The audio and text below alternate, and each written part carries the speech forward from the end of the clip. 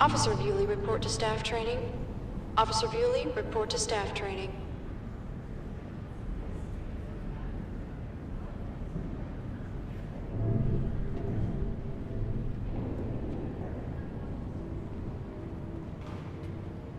Employees need to learn that pizza parties and sweatshirts aren't going to make us feel more human.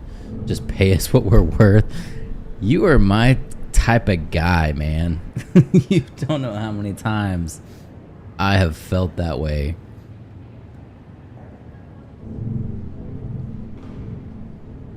By the way, I'm getting into the holiday spirit here. Let me show you. Check it. Boom. It's spooky season. I'm with you though, man. People can barely make it right now, and they want to throw them some pizza parties. The sad thing is a lot of them can't really afford food, and the option of having a pizza party is actually good to them because they need some food. It just sucks that they won't pay them a fair wage so that they can afford groceries. Don't get me started on the emotional salary crap as if feelings pay the bills. Yeah, I'm with you. I get kind of negative when it comes to work because I'm completely of the mindset that these people are not your friends. They're not. You're there to make money, right? That's always been my mindset. I'm not there to make friends. I don't care about your pointless meetings or your trainings that don't really push the envelope to anything, if that makes sense.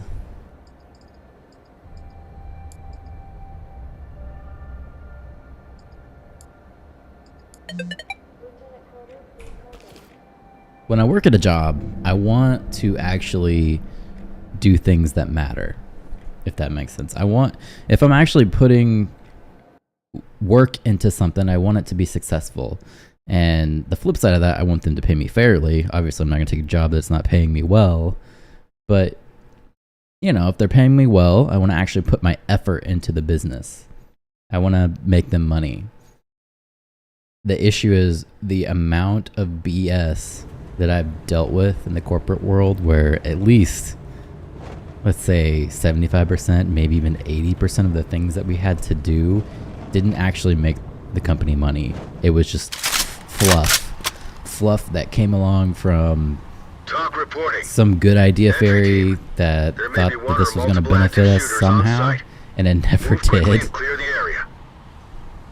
And it's annoying. And a lot of times it would be brought down by the government, like, hey, you actually need to do this because such and such. And sometimes it's, I don't want to say needed, but they need an excuse to say we did something, right? I'll give you an example of what I'm talking about. In the military, I did quite a while in the military. The entire time I was in the military, we had to take don't rape people training. Now, in theory, that probably sounds good. Like, obviously, you don't want your military members out there raping people. But at the end of the day, the people that were going to rape people are not going to listen to your BS PowerPoint presentation and care about what you have to say. So you took a bunch of people that weren't going to rape people and actually wanted to help others out, put them in a room for an hour and wasted an hour of their day or more sometimes. Sometimes this would be all day events of messages of just don't rape people and just waste their time.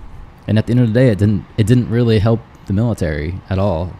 And when they first rolled out this training, the message was, you're a rapist. That was literally how they would train people. They would come in there and they would say, you're a rapist, you should feel bad, and all of this crazy stuff. Eventually the training got better and it adapted, but to be honest, it was still a huge waste of time. What's going on, Wolves? Glad to see you back. Glad to see you in the chat. For some reason, I'm been a night owl lately. I don't know why I've been a night owl, because I need to quit it, because I am going back to work in like 2 weeks, but we'll worry about switching my sleep schedule further down the road. Military DEI? Grape training. Yes, when it comes to military DEI, there certainly was a push to try and get more diversity, but it wasn't that bad, to be honest. For them to want to promote, let's just say like black people, they want to promote them, get them into better leadership positions. That was okay because there is a history of maybe minorities not getting positions that they deserve. I can understand that. I'm completely being reasonable. I can understand that. But when it came to like, okay, example, when it came to like these trainings that we're talking about, I literally got white supremacist, you're easily manipulated into being this radical right person training. That's the kind of stuff that I'm more talking about, you know? Does that kind of make sense? Are you naturally a night owl or just chronically on the edge from living in a state of late-stage capitalism, so the relaxing chemicals your brain naturally release in the evening tell you it's time for sleep, accidentally create a pattern where night's the only time you enjoy being awake? You nailed it, actually. There's something peaceful to being awake at nighttime. There's something like, this is my time, it's quiet, it's dark, and it's, you know, everyone's sleeping, there's no pressure, and I really like that. I was just reading an article about one of the newest subs, the New Jersey, and one of the first things they highlight in the article is having made the sub gender neutral. What? What are you talking about, dude? What's the company? A gender neutral sub? U.S. military is cooked if anything pops off. I disagree, man.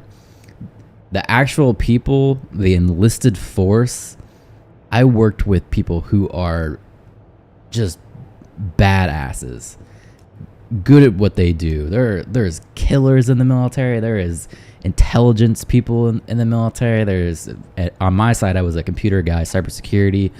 People just killing it. They love their country. They love the benefits they're getting, and they will do what it has to take to win any kind of war, man. Like, I've never seen anything like it. You're not going to find that in a corporate environment. I've been on deployments with people in the military who will stay up for days just kicking ass. Just straight up kicking ass. I've been a part of teams who will just be up hours on end just whooping ass. So it's not the enlisted force, man. I was in the military too, and they were throwing unqualified females all over the place.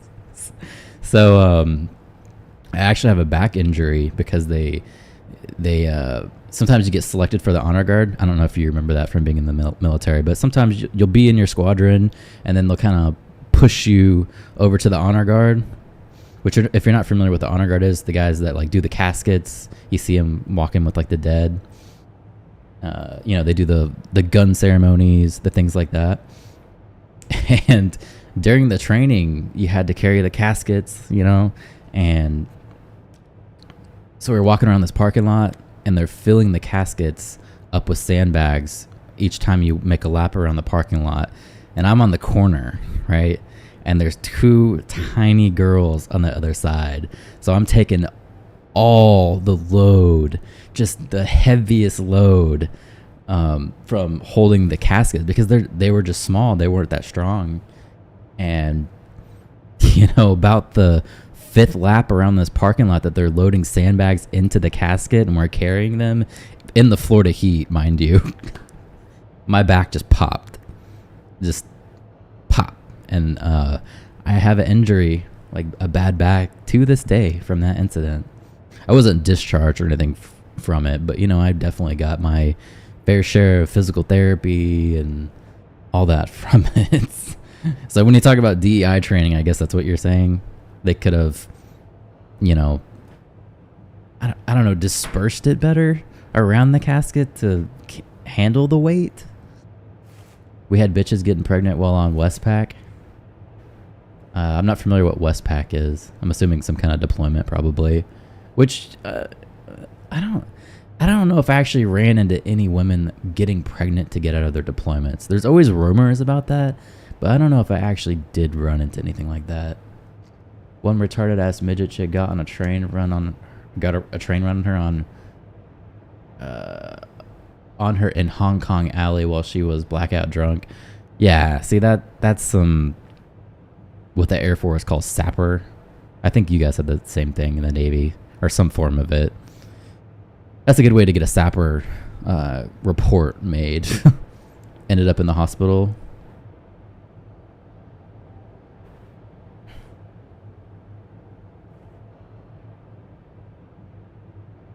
It's wild though.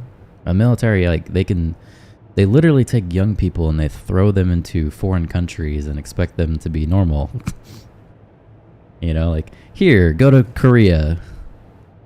Nah, she didn't get any disciplinary action. Yeah, I mean, what do you do? If nothing happened, what do you do, really?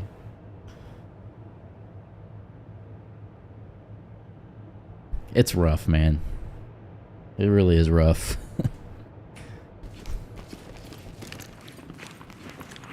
Element to dock. Civilian is hit.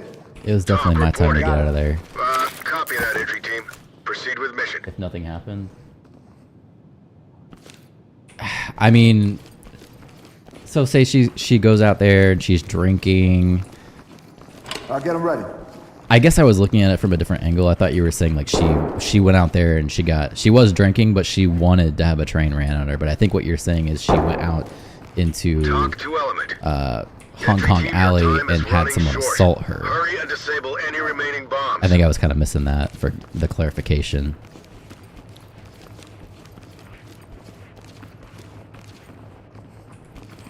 So if you're saying she had somebody assault her, obviously they're not going to do anything to her.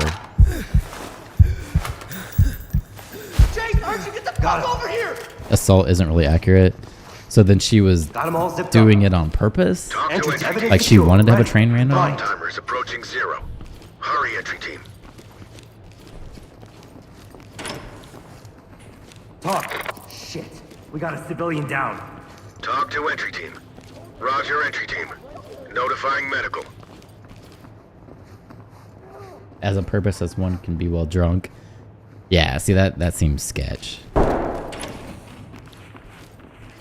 Imagine being her leadership. Failed. We no longer have control of the situation. Fall back. Yeah, imagine being her leadership. It's like, what do you do? You look at her and you across a desk and be like, hey, are you stupid? No one forced her to get blind ass drunk. Exactly. Like you just, I don't know. Do you break it down to her? Like, look,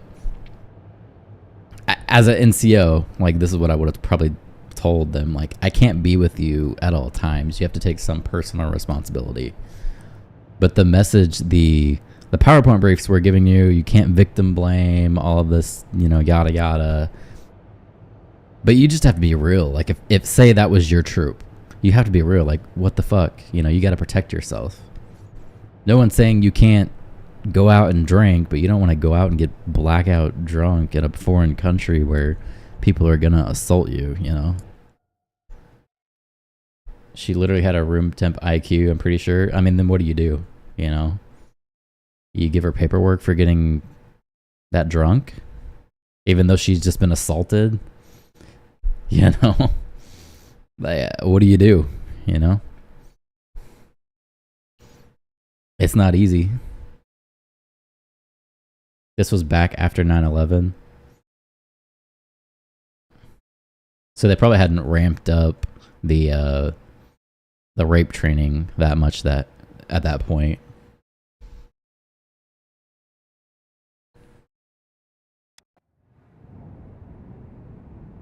Not assaulted, just a hoe. See, that's where I'm kind of confused because you say like Report to staff services. she's giving as much consent as she can, but she's also blackout drunk. So it's like it's a weird line of what was right. You say she's a hoe, does that mean she wanted it? What did she say? Did she ever like file a police report or anything like that? Is that what you're kind of saying?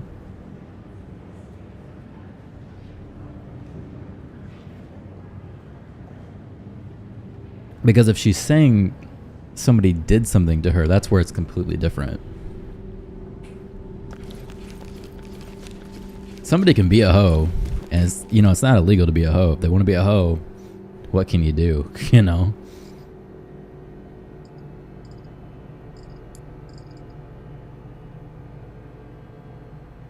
Not saying it was right, just that she wasn't exactly an innocent party. Sure. Sure, yeah. The dude's taking advantage of a blackout drunk girl, that's disgusting. That's just what it is. That's sick. But it happens a lot in the military. I mean, not even in the military. It happens a lot in general.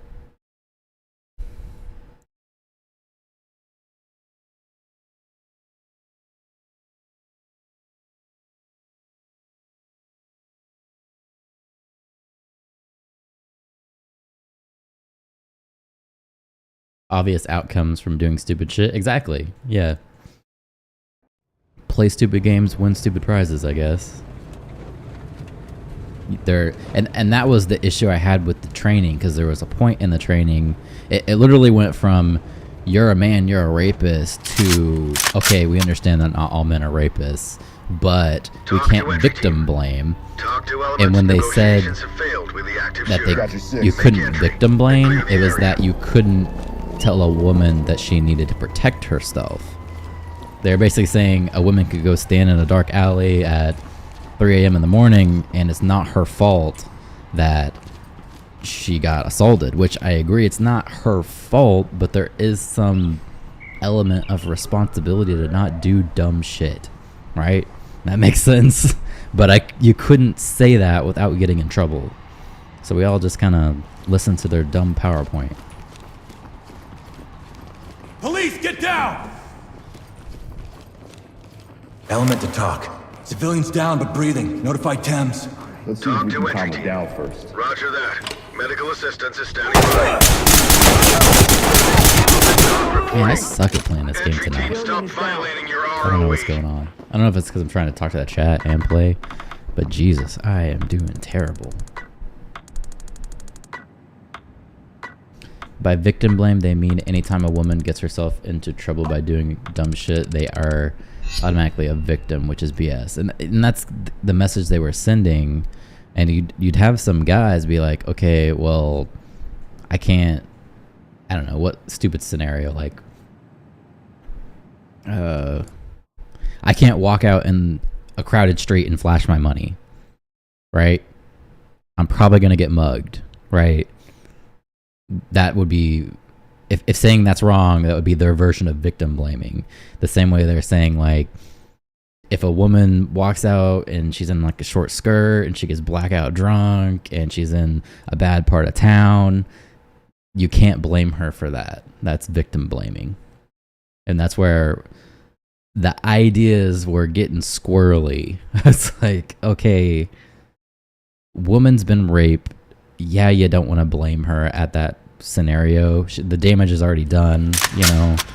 But in a training for trying to prevent rape, you would think that kind of line of thinking would be out there. You know what I mean? Because we're not dealing with the aftermath of a rape to protect their feelings. You know, the damage that's done. They have all this emotional damage. I get that. That makes sense.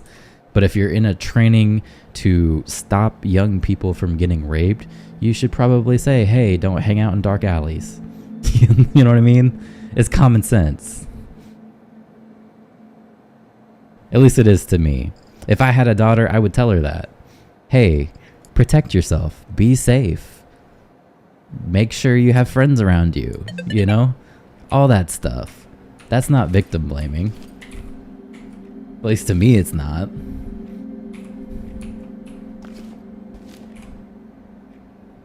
This one was so stupid, she actually believed that there was such a thing as dehydrated water while sober. And see, that's the kind of person that this training actually should be directed towards. You know what I mean? Instead of like not doing victim blaming, you should be telling this lower IQ person, hey, don't hang out in dark alleys. That might have been effective. Maybe, maybe not. Or spiders that are indigenous to the ship. What was ship life like? Because I never was on a ship or anything like that. I looked at some of the, what do you guys call them, like bunks or something? The living quarters. That shit looked terrible. It was shippy. Move quickly and clear the area. It looked awful because you're like stacked on top of each other.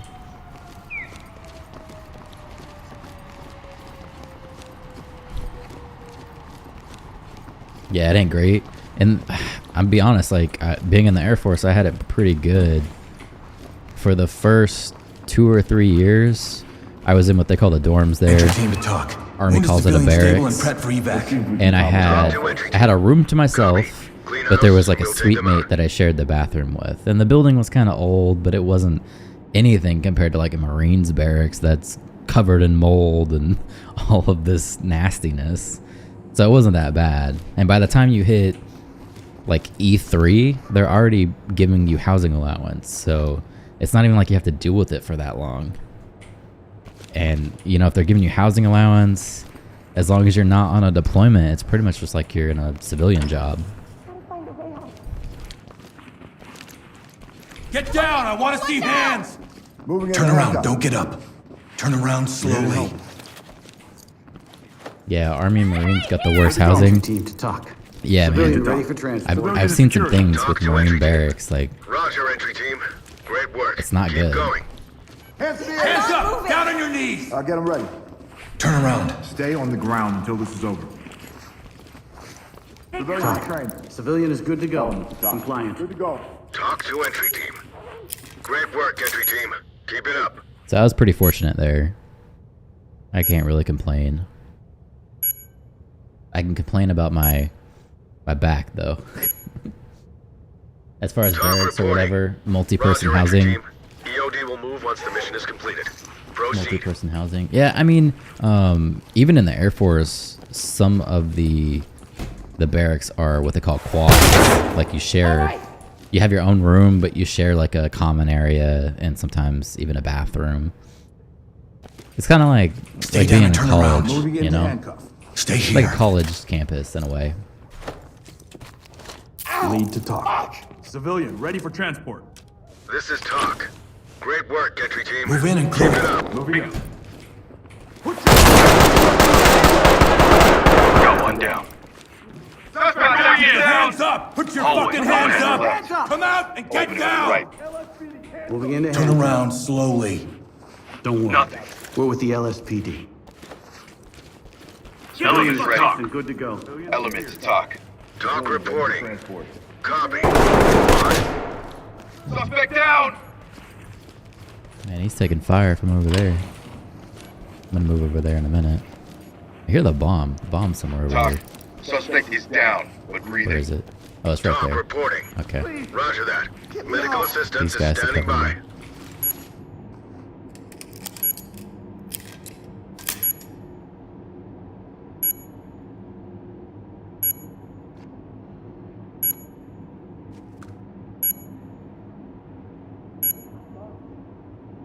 Talk to entry team. Entry team. Mixing that's men and all women in bombs close quarters disabled. on ships is just as Great dumb as job. it gets. They do that? Like your bunks are mixed? Because even Air Force, we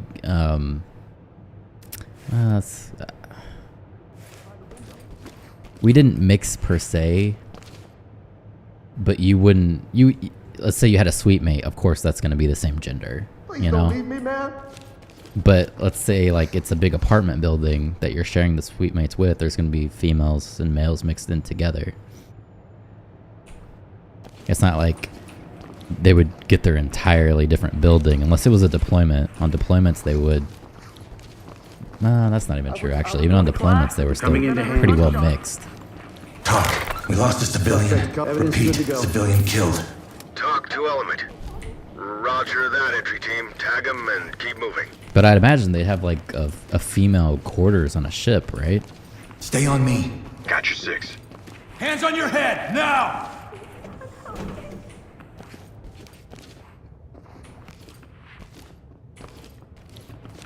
It's one thing when you can leave at the end of the day, but when you're stuck out at sea, it's a recipe for problems.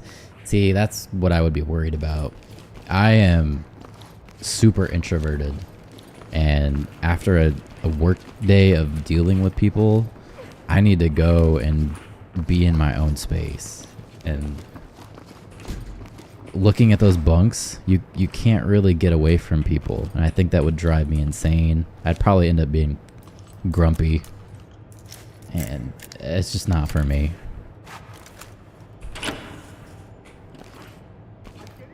Yeah, they have their own berthing on the ship. At least the one destroyer I was on was. That's what I would think. Like, they would be completely separate.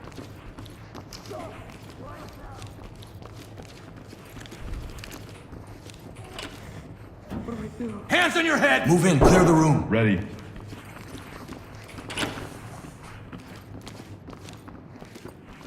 I'm going! Police, don't move!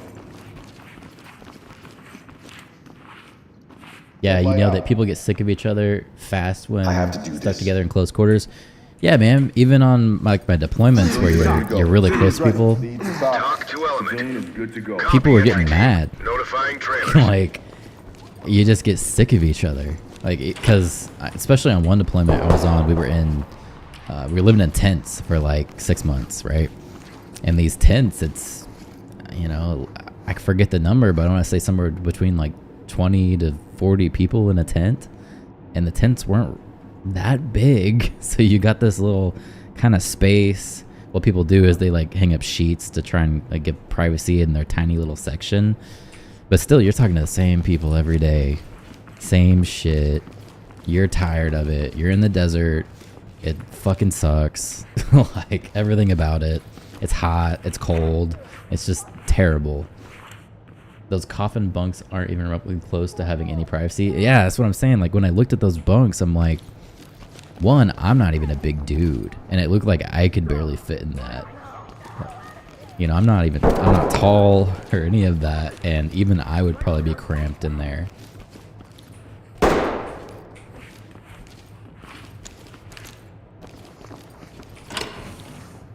And then you gotta think, like, how do you not make noise if your bunkmate below you or above you is sleeping? If they set them up like those Japanese hotel pods, it would be great. Yeah, I watched some videos of this. I watched some like travel vlogs of people staying in those, and they're pretty cool. Get down!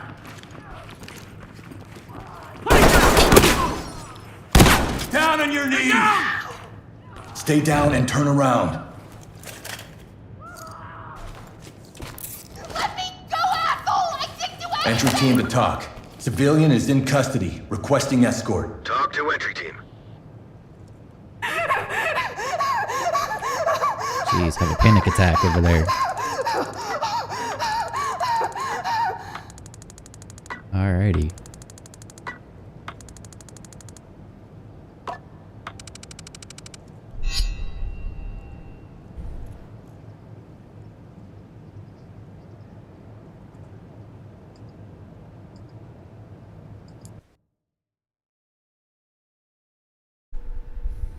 Japan is one of my places that I want to go to. It's definitely on my travel list. I never got sent over to Japan, so I gotta go there myself.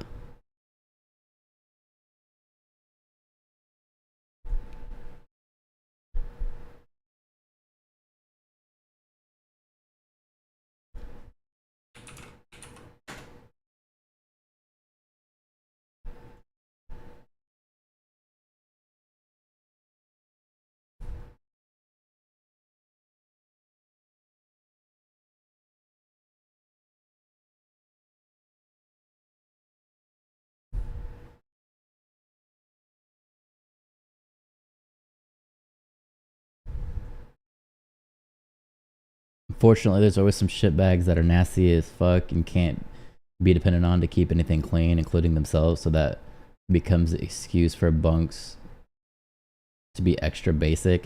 That makes sense, I guess, yeah. You do have people that just don't want to shower. So let me know your opinion on this, okay? So I'm going back to work. I'm out of the military. Unfortunately, I had to find a job. So I'm gonna go back to work. I found a job. And the next 2 weeks, I'm gonna be going back to work. But before I go back to work, I want to get this coffee business that I'm working on launched. At least have the store in place and everything mostly made, right? So the coffee business is horror themed, and I want to show you my logo that I got so far. So let me see if I can bring it up.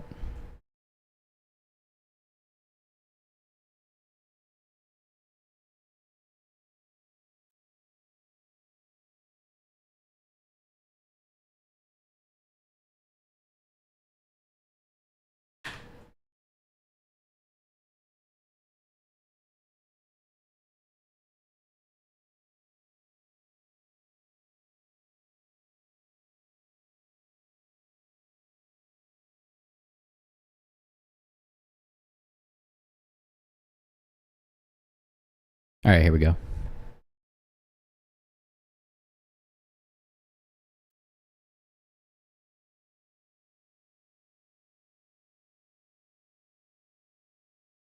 All right, so this is the sticker that I'm going to put on the bag.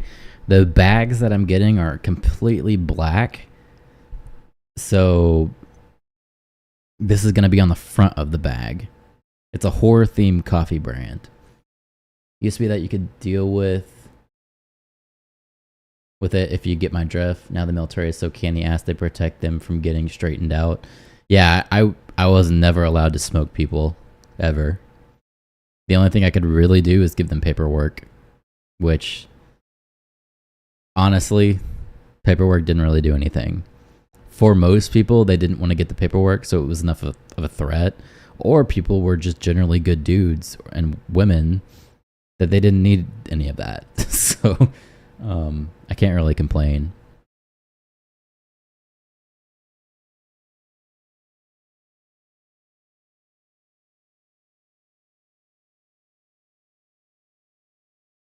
Most of the people that I had as troops were good.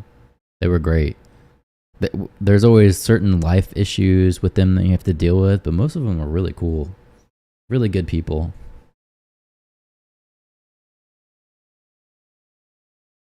Or even just the people that I worked with, most of them were good. I definitely ran into some douchebags, but it's like anything. You do your best to kind of avoid them in a work environment. If you don't like someone, you just try to stay away from them. Because unfortunately, you have to be there to make your money. And the shitbags then bring down morale as a whole in the birthing. Yeah, they do. Unfortunately. Unfortunately, that is what they do.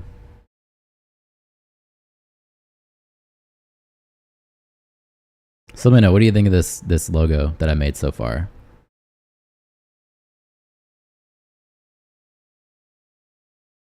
The idea, being someone in the military, you probably relate with this. Before you get your caffeine in, you're a zombie, and the idea is that once you get your caffeine in, you become alive and you're able to get work done. So that's my plan with it. I thought it looked decent, at least for like my first try to get something like this done. So yeah, black bag.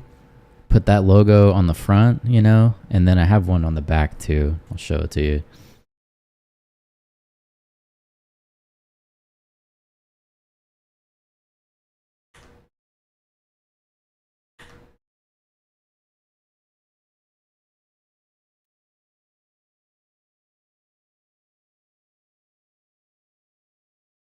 So this would be on the back of the bag.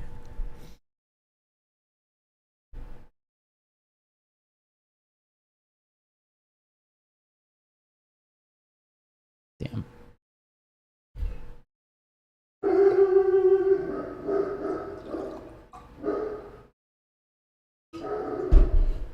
There's the old German Shepherd losing his mind because he sees something outside.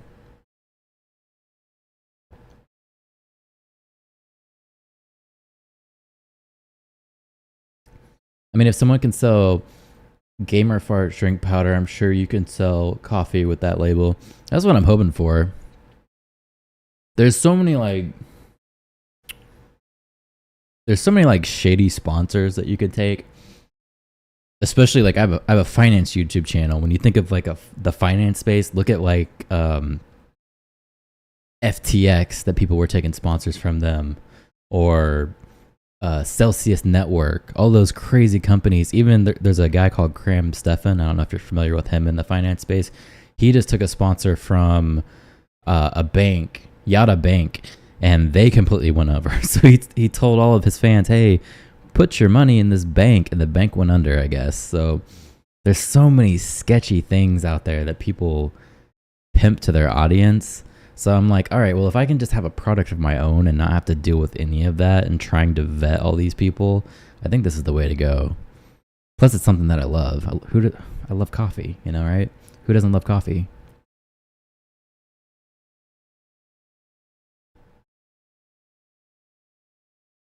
Not to say like all sponsors are bad. It's just, it's sketch, I'm not against sponsorships. I would just rather, like, if I'm looking at like this channel I have on YouTube, the one right here we're on right now, it's going to be monetized probably in a couple weeks.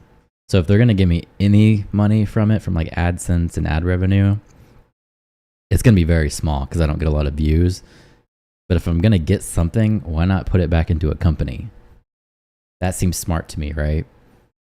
Instead of just taking whatever money they give me and going blowing it at like Starbucks or something. Why not try to make a business out of it while I'm working my job, Sponsorships aren't inherently bad. Just got to be careful who you hit your business up to. And yeah, but even then, like FTX, nobody thought that was going to be a shady company. Now everybody thinks it's a shady company, but at the time they had like major football arenas showing that sponsorship. They had major like football players, and I think Taylor Swift was even like one of their sponsorships. Just big people like that. All of the major YouTube people were on board with it. So it's just kind of shady, because something like that is so quick to ruin your brand, Just looking at like Graham Stefan, once that Yada Bank thing came along, he was just getting trolled for the longest time. Now, eventually, you probably come out of it, but still, like it's shady. Always do research.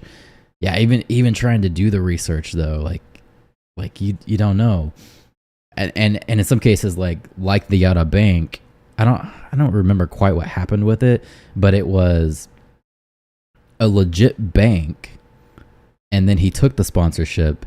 And then they changed their business model on him. So it was like they did the old switcheroo on him in the middle of him having that sponsorship. So that's just shady, Things can change. And people aren't going to say like, change of ownership. No, it wasn't a change of ownership. It was a change in how they did business. I'm lacking the details because it's been a while to remember, but the simple concept, it went from like legit bank to not legit bank under him already getting the sponsorship. So it's not only is it like do research on sponsorships that you're getting, but even if you took a past sponsorship, it's like you have to continue research to make sure they're not doing something stupid,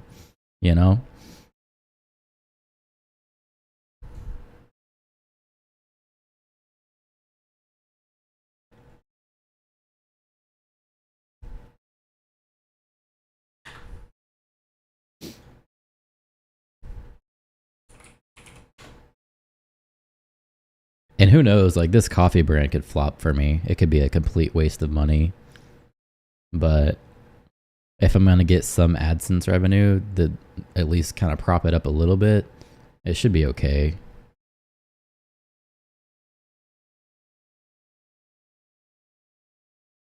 So I'm basically just going to make like a Shopify store and sell it through there. You can get a Shopify store actually for pretty cheap.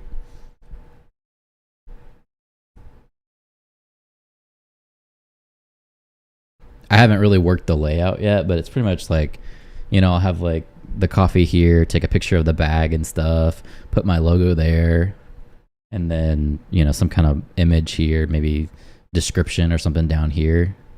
When you click on it, you can actually bring up like different kind of, descriptions of your coffee, add another image, that kind of thing. So just like a really basic store. Let's see how it does.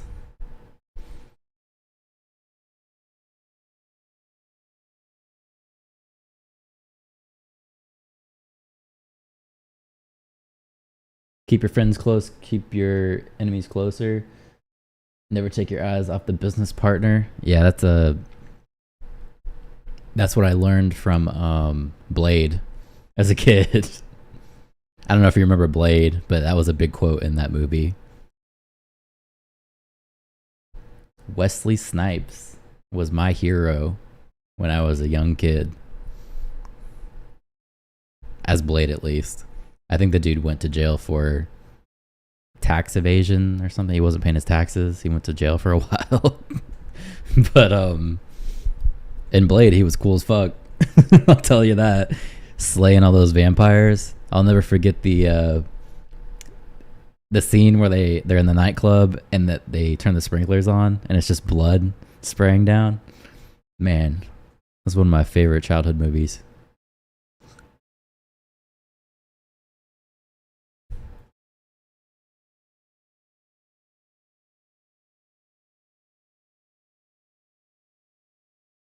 It is.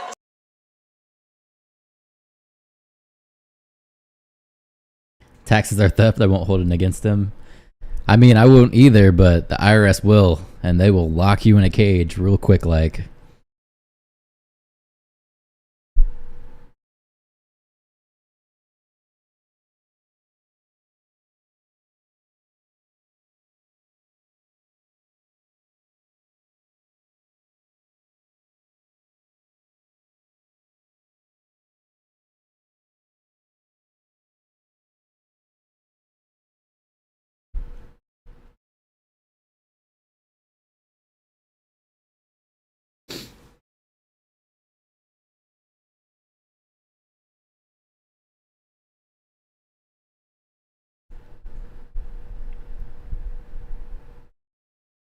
I'm going to check out some of these political videos. I'm kind of backlogged in a way.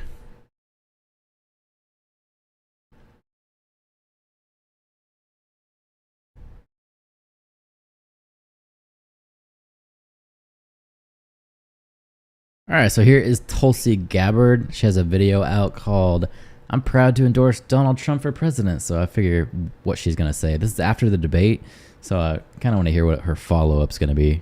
Such an honor and a privilege to join all of you here tonight, my fellow Americans and patriots who love our country and are committed to saving her. We have such an incredible and historic opportunity before us. Americans coming together in the way that our founders envisioned. We may not agree on every single issue. Neither did our founding fathers, but they came together around the values and principles that are most important to us all as Americans, as we are doing here today and as we must do in this election. Those principles of freedom and the right of every single American to life, liberty, and the pursuit of happiness. Sure. Income tax should be eliminated. Property tax should only be applied to rentals, and other than that, tax should be derived from sales tax. Get rid of the IRS. Good luck, man. The government is never going to give up their stream of revenue. They want all your money. That's why they hired all these new IRS agents.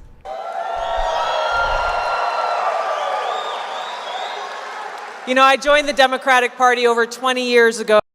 Health First Health Plans. What the hell? Covering Florida for generations. Health insurance for your whole family. I was 21 years old in Hawaii, and at that time I saw a party that was the big tent party. It welcomed people from all different backgrounds, different views, celebrated free speech, and actually defended those whose speech was being attacked, even if they disagreed with their views. It was a party that fought for the little guy, a party that fought for the plantation workers back in Hawaii. It was a party that stood up for the little guy and represented our values of freedom and liberty in America. Yeah, well, that's why the government needs to be reduced dramatically. I'm not opposed to that, man. Just looking at this new job that I'm going to get, the government's probably going to take like a quarter of my money. A quarter. That's insane, dude. They're going to come after you and take a quarter of the profits that you're trying to make from working a job. And for what? What are you really getting from this? You fast forward. That's not even counting all the additional tax that I want to pay, property taxes, all of this other bullshit. Not even any of that. Just from the income, they're going to take a quarter of it. Let Elon get in there and start eliminating all the kinds of useless BS. Yeah, I'm for it, man. I am for it. But I look at Kamala Harris's policies, and no doubt I'm probably going to end up paying more in taxes. They're going to take more of my money. Talk about theft, man. That's real theft. To where we are today, I left the Democrat Party because now it stands for the exact opposite of all of those things. Yeah.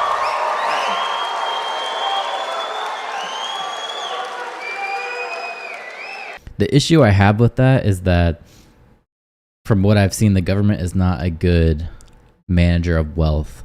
If I really thought that money that they're taking from me was going to useful things, I wouldn't feel as bad. But the position I'm in now, I feel like they're going to take all of our tax money, they're going to squander it away and do nothing really beneficial with it. Where if I could just keep that money, a quarter of it, if I could keep that in my own account and put it in investments so it's growing, doing things that are going to benefit people, I could be giving back to others. You want to talk about actually like having a society that could give back to people, have people manage their own wealth. I'm sure they're going to do positive things with it. But instead we're going to just piss it away to the government. And they're not going to do anything. They're not going to help. You have politicians running, claiming that they're going to save everyone with tax dollars, and people don't understand that they're just going to tax them more. They're going to give them $1,000 or some kind of assistance, but then they're going to come back with inflation. They're going to pay for it, you know?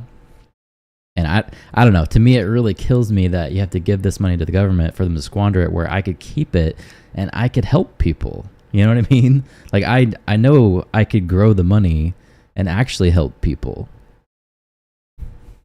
I'm proud to endorse Donald Trump in this election because he is our best hope. He is our best hope to bring about historic transformational change, to stop the censorship of free speech in America, to stop the weaponization of our law enforcement and Department of Justice against everyday Americans, including first and foremost Donald Trump.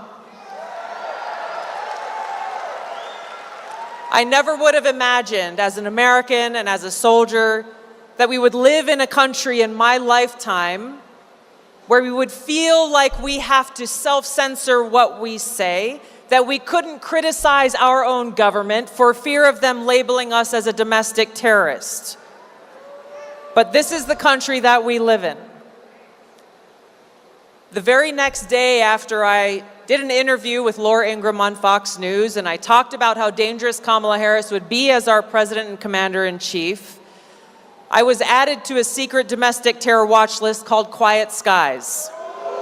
Did you see this? They put her on a terror watch list, which is just insane. Anybody trying to say that they're not weaponizing the government after viewing Tulsi Gabbard on a terror watch list is full-blown retarded. Just saying it. Full-blown, you are a retard. The government shouldn't have direct access to any taxes. It should go into a well-run investment first, and then the investments pay for the government costs. Democrats always want more taxes. They're a cancer on the body of the country. Yeah, exactly, because I don't feel like this money is actually going to help people. Sure, to some extent, of course, people are going to say, oh, that's how they pay for firehouses and all this other stuff with the local taxes. And in that example, yes, but when you look like at the large amount of money being sent overseas to things that don't really help us at all. I mean, I grew up in a town where we paid stupid taxes. It was a Democrat town. I lived in Illinois. If you look up Illinois' taxes, they're ridiculous. They pay stupid amount of taxes. But yet, the road that I lived on was nothing but potholes. Nothing. Like the street looked like it was hit by a mortar. It was that bad. So I don't believe that the government is the best manager of wealth when people are the best managers of their own wealth.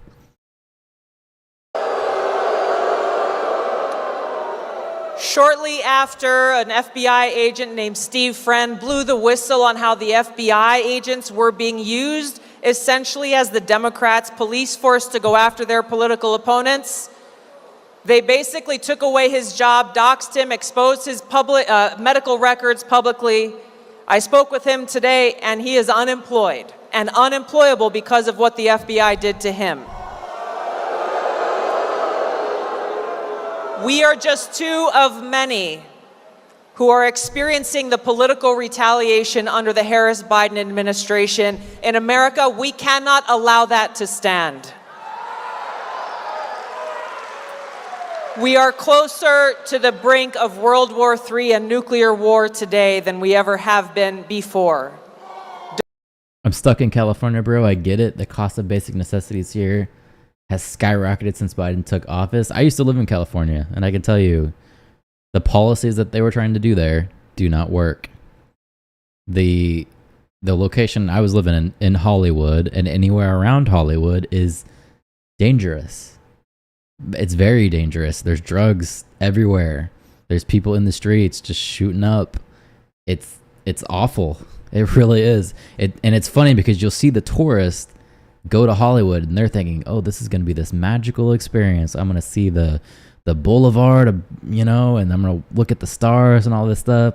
And then they get there and they look to their right and there's a homeless dude, shitting in the streets or shooting up meth or whatever they're doing, and passed out, or the rampant cases of mental illness. People there are literally like, they have mental illnesses and then they're using drugs, which makes them just go crazy. So they're running around and they're yelling at people. It's something I've never seen in my life until I moved to Hollywood. Insane. They're just running around screaming and being a threat to the people around them. So of course all the businesses in that district are closing. They're being boarded up, and it's just fucking awful. Like, it really is. Because when you look at California is beautiful. You take all the crackheads out and the homeless people and all of that stuff. When you take California for what it's worth, it is beautiful. It gets harder to save, to leave practically by the day. Yeah, to plan your escape route, for sure. The state government invites the loons in to get as many imbeciles on the voter rolls as possible.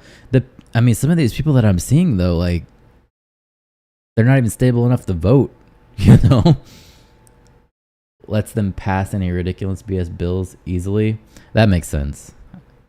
But you're just going to see a huge exit of people because nobody wants to live like that, That's why I left California, because I don't want to wake up and see a homeless guy peeing on the sidewalk out my window. That's not the view that I want to start my day, right? Trust me, that doesn't stop them from voting. Yeah, I get you. You're right. You're absolutely right there.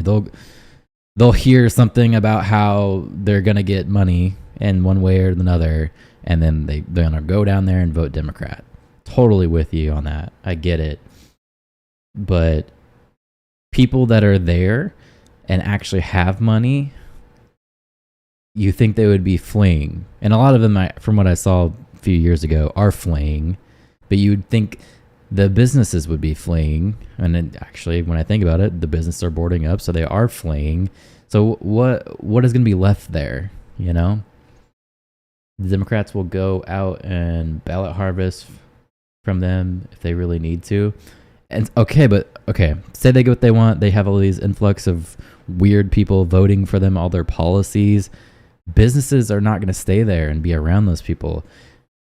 People who want to have families and don't want to live that weird Hollywood lifestyle, like people that just want to like have the American dream, are not going to stay there. Why would they? Directly because of... Oh, man.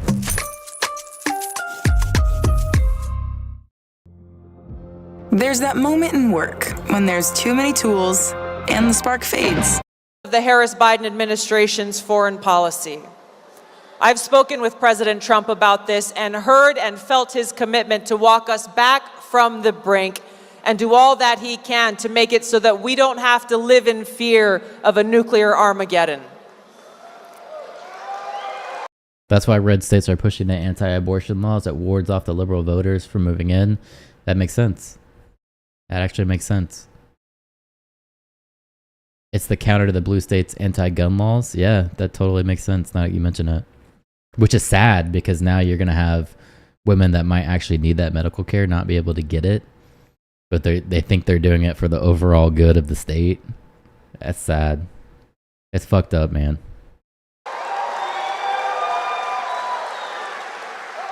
Too many Americans are struggling just to afford the basic necessities of life. No matter how many times we've heard Kamala Harris and Joe Biden over these last 4 years tout and celebrate how Bidenomics has been great for America, it's really a slap in the face to Americans who are struggling just to pay the bills. It's almost as though they're out of touch with the reality that the American people are living all across the country. It's almost as though they're speaking from an ivory tower saying how great they are and patting themselves on the back while people are struggling for crumbs on the streets. And that's what I'm seeing a lot of. People are looking at their grocery bills and they're just saying there's no way I could vote for this administration again. You could say that's right or wrong. We could debate that all day, but I think the majority of Americans don't have time to be watching political videos. They go, hey, I can't afford groceries, so we're going to flip the script now. I think that's what we're looking at. They can get it. It's just going to be less convenient. Yeah, they're going to have to hop a state border to go get that. This election isn't really about Democrats versus Republicans. This election really isn't about the left versus the right. It's about choosing, we the people choosing our government, and the choice is between freedom versus tyranny.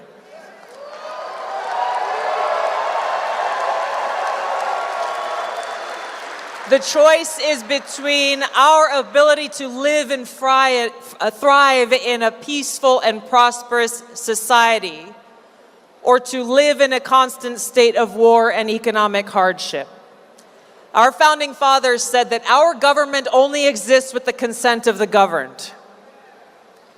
It's up to us to save our country. It's up to us to save our world. Our best hope to do that in this election is doing all we can, not only to vote for Donald Trump, but to make sure your friends and family do the same. This is a must-win state in Nevada, and our mission... Oh, yeah.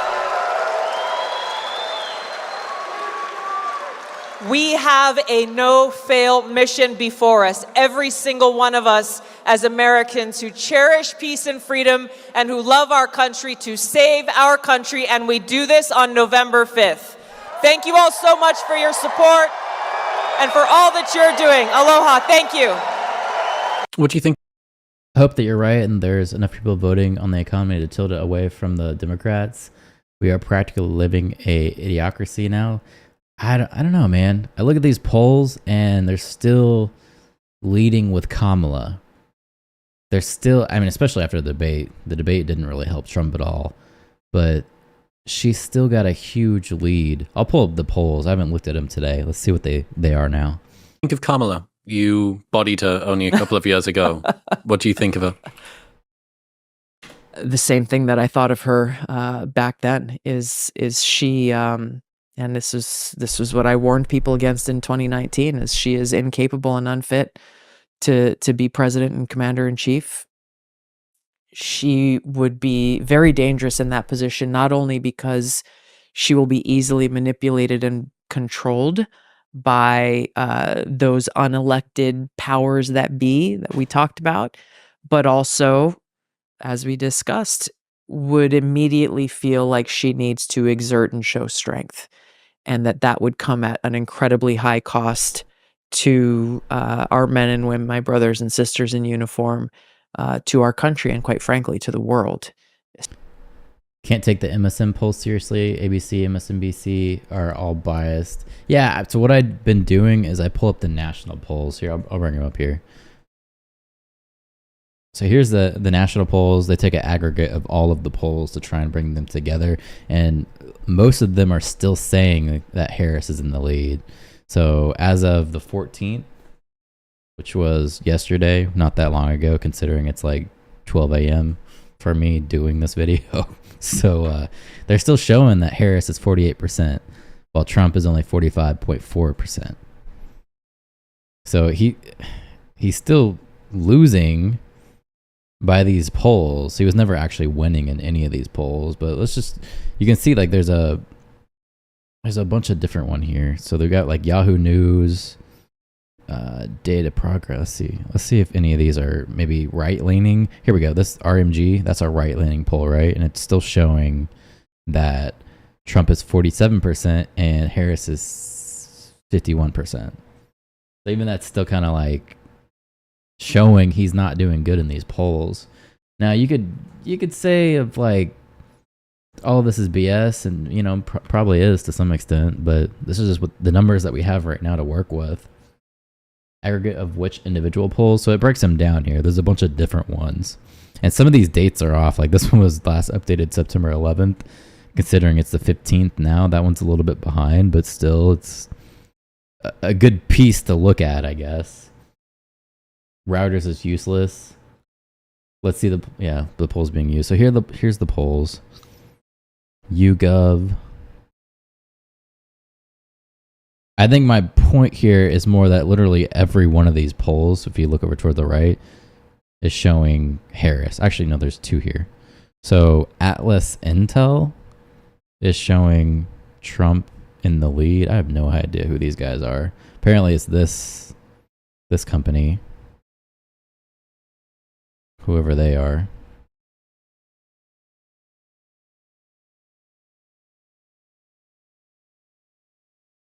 But yeah, and then some people go over to Polymarket.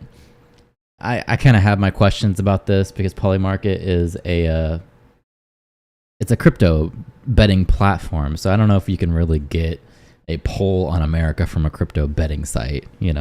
That's sketch.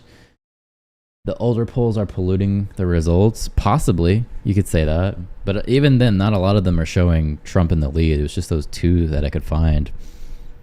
We got 52 days left till the election, so we're starting to get close. For Polymarket, before the debate, Trump had a huge lead. People were betting on Trump quite a bit, but then after the debates, it flipped completely, and Trump has been at 49% and Harris has been at 50%. Just showing this. Again, this is a crypto betting platform. Even though a lot of people look at this, I don't think it's the end all be all, because when you're thinking about people that trade crypto, they're most likely Republicans, because Donald Trump was at the Bitcoin conference this year. He's saying he's going to be more friendly when it comes to crypto. So I think that plays a factor into this, to say like this isn't really a good poll of America,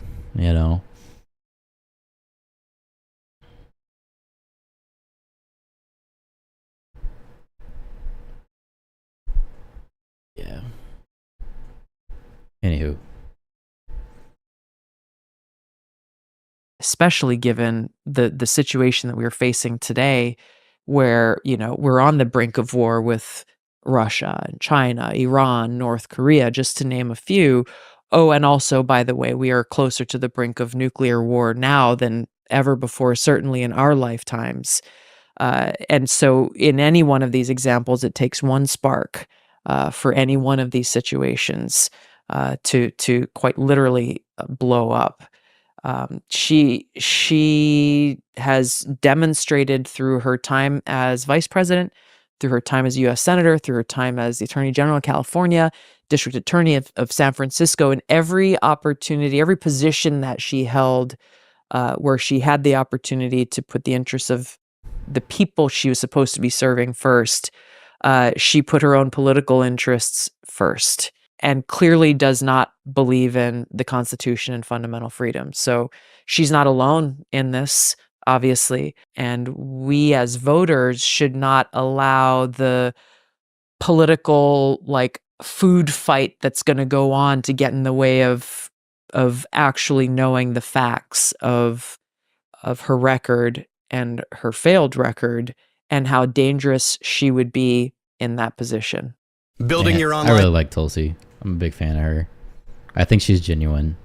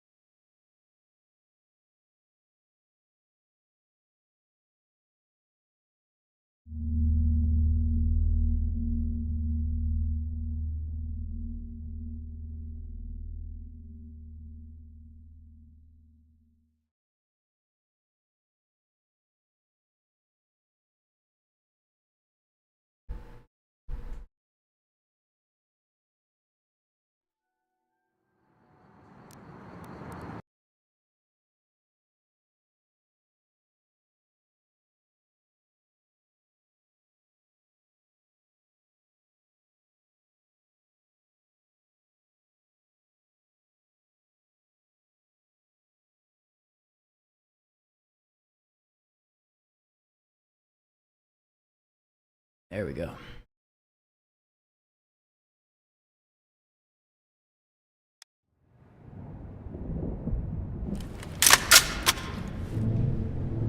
Sergeant Hoffman, please call extension 4100. Sergeant Hoffman, 4100. Let me try something else here. I'm gonna try that convenience store. I haven't played that in a while.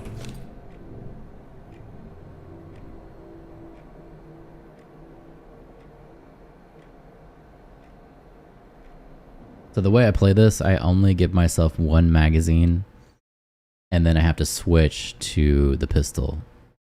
Just to try and get me to conserve ammo a little bit.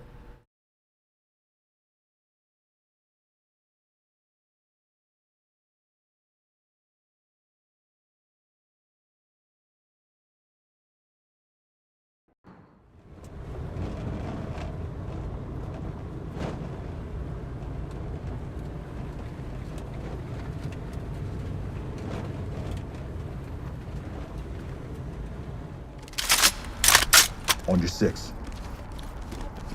Talk to entry team.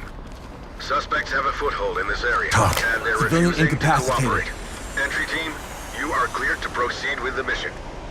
Kamala probably sharpening up her nuclear warfare skills, playing Missile Command at the White House and failing miserably. I don't think she could even play a video game, man. I'm gonna be honest. I don't think she has the... I don't want to say she doesn't have the ability to learn, but technology doesn't seem like something that she would be good at. Let's just put it that way. Same shit, different day. Mental capacity. I'm trying to be nice, man. I got it. I really am. Hands up! Down on your knees! She seems a little bit older, you know? Like, she probably has some issues just using her cell phone. Hand-eye coordination, that's... Okay, we're sounding better there. What the fuck?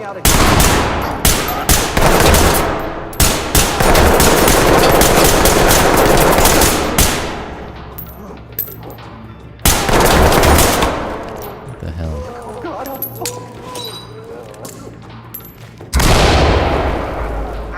Talk.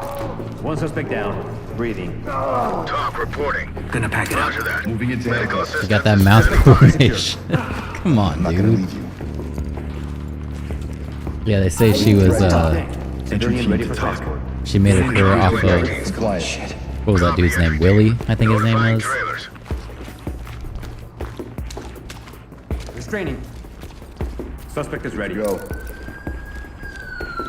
I don't know. I try to stay away from that stuff because I feel like we can just look at her policies and it shows how bad she is. Ironic. Yeah. I feel like you don't even really have to go there. You can just talk about her policies and how Enter and clear. terrible they can Elemental be. talk. I got How a dead civilian here. Detrimental they can be to the economy. Roger that. Continue with your mission.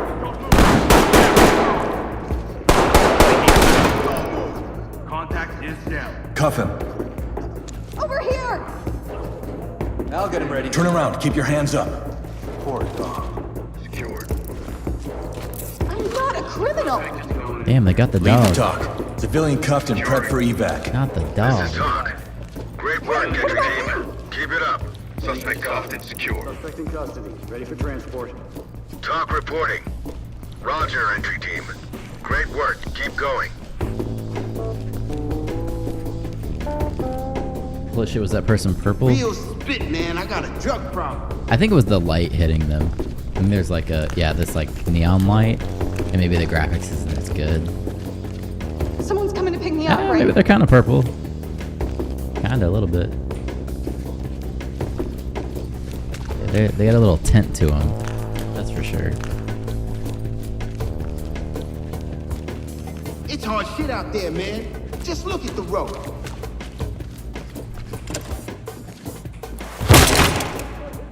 Provide support on me. Behind you.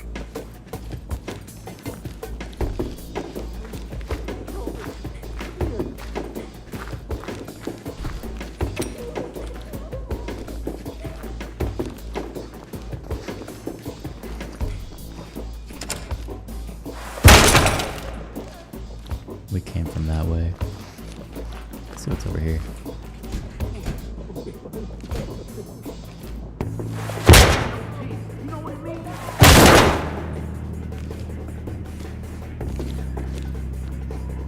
Yeah, let's go over here. So stupid. On my 6. Behind you. Hands up! Do it now! Okay. Moving into handcuff. Safety procedure. Get down and don't move! Civilian ready to go. Element to talk. Civilian is good Police, to go. hands up! Restrain him. This is Talk. Roger, trailers inbound. Civilian is cuffed and good to go. Leads, talk. Good to go. Talk to entry team. Roger that. Trailers incoming. Proceed with caution. Entry team to talk. Reporting 1 civilian deceased. Talk to element. Talk copies all. Proceed with your mission. Instead of doing OnlyFans in a hot tub, she does it in a tub of grapes and sells the wine too. It's kind of like that one chick that was selling her bathwater. Yeah, officer. That's kind of tight. That chick made her money and then just disappeared. That was really smart. Because nobody's gonna know her in real life. So she just made all that money and then she just got out of there. Props to her.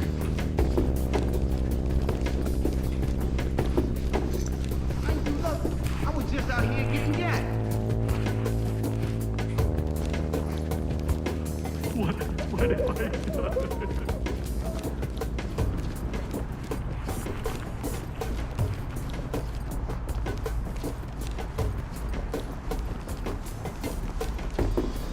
I think that's the way to do it. You get that viral money and then she just got out of there. She's probably on a yacht somewhere right now.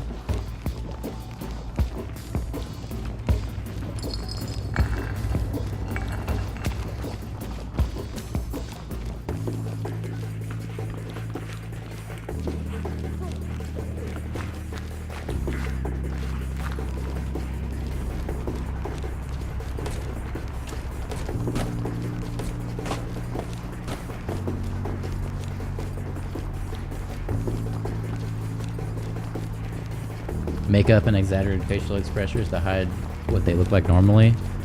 Yeah, like no one would know who that chick was. Like if she just went to a gas station, they're not gonna know that she was the bathtub water girl. Don't leave me Nobody's here. gonna know. Okay. And people have such like short memories anyway. Talk reporting. So she just made her stupid amounts of money and then just bailed. That's smart. Why are you keeping me here? Can you talk to me?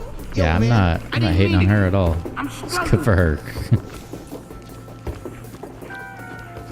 There's so many copycats that there'd be no way to know. Yeah, exactly. Once people figure out that she's making all of this money, there's gonna be so many people that are like doing the same thing, trying to make money.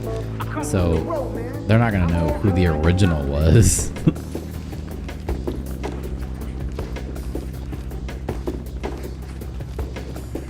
And then you just lead a normal life, or a semi-normal life in your yacht. What am I supposed to be doing here? Fine, we're still late. Hiding somewhere in the crime scene. Okay. I'm not gonna say it's respectable, but I get it. Yeah, I'm not saying it's respectable either. Don't get me wrong, but I get it.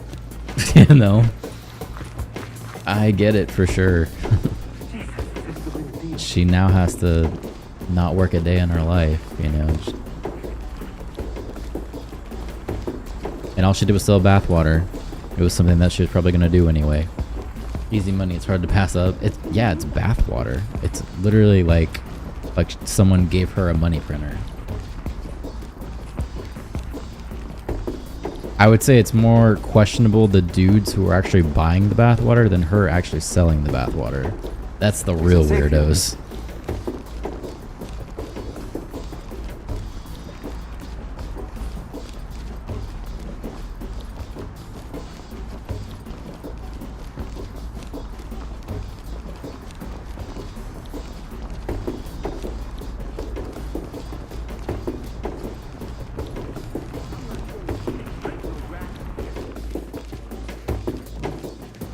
I have no idea what's going on there.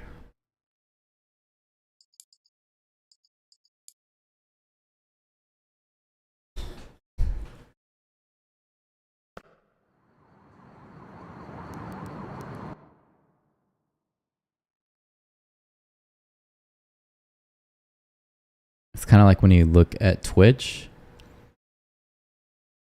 I don't know who's actually watching like the Twitch streams that are just like chicks doing weird ASMR stuff. Like it's just odd. The whole thing's odd.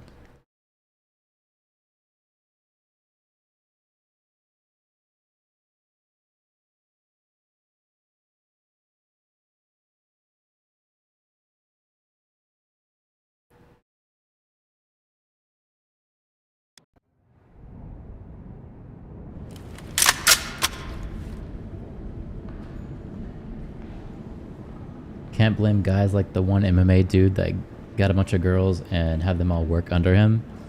I don't know that dude. Who are you talking about?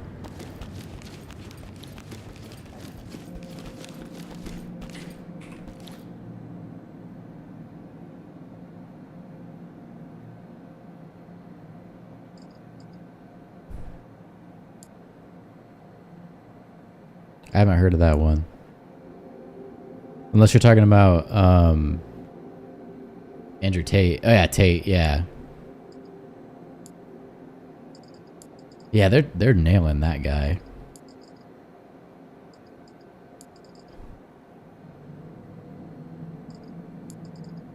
That story is one that's like evolving. The more I've heard of it. It started out with him just being like, he was a guy who found some girls that were on a webcam site. And then the more they actually like looked into it, the weirder it got. The more it seemed like he was like forcing them to do it. And I think the latest thing now is that he is or was involved with a 15-year-old. Romania is corrupt AF. They just want his money. Well, they're even on video though. He says that he was with a 15-year-old.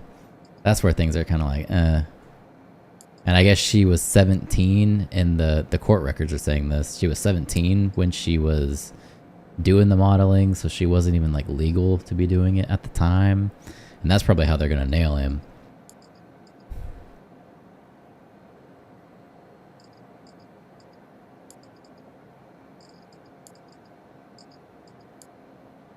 Officer Peterson, please report to Captain Porter.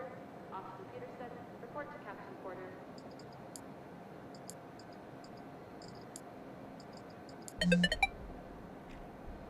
But you're right, Romania is corrupt. They've always been corrupt. But I think there is a little bit of weirdness to Andrew Tate, that he might be guilty of some of those things. Sketch, but if it's legal in the country, then it's legal. If it's not, then it's not legal. I don't think it was legal. And especially when you're streaming it online, that's not legal to other countries.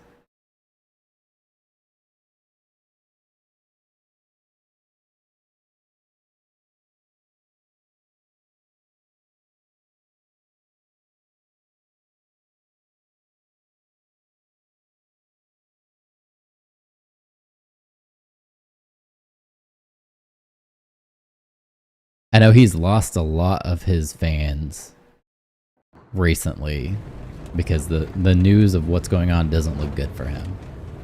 Before it was kind of like he was saying it was more the government trying to get him, but recently the latest charges don't paint him in a good picture.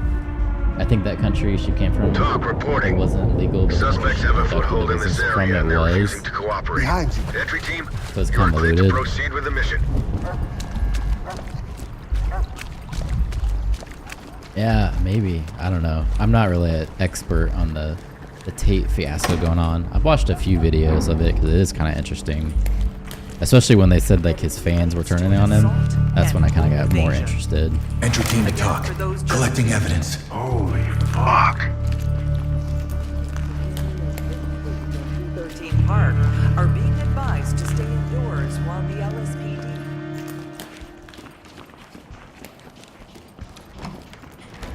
Talk. Bagging it up. These guys are smart. urged to remain inside their homes and off the street. I know his latest interview, like press interview as he was leaving that courthouse, he was pissed. Like I've never seen him that pissed. Clear. I'm good to go.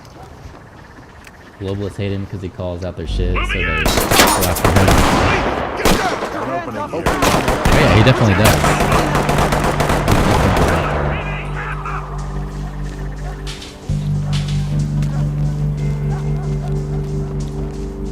Dropping a light.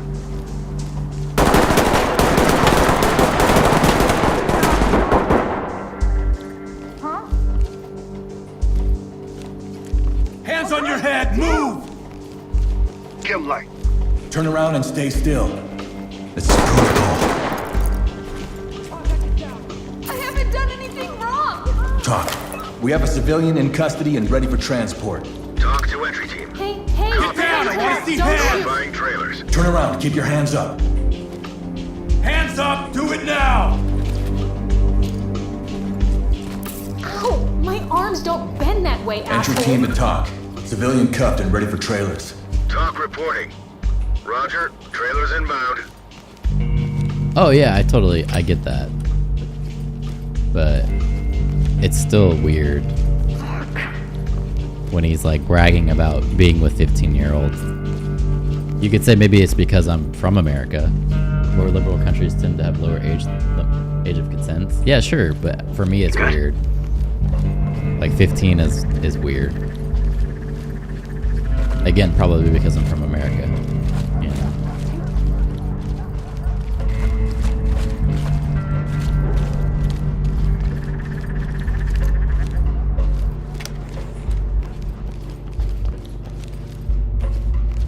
Story.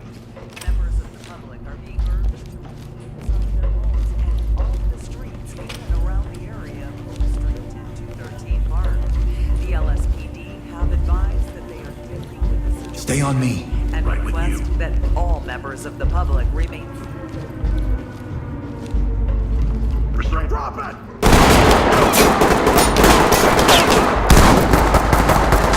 Entry team to talk. We have a suspect down here. Need films ASAP. Talk to element. Didn't they turn around and use it against them? Medical They assistance is standing let by. this one a target. It's a trap. Talk to entry team. Copy that, entry team. Notifying morgue. On me, move. Got your fix.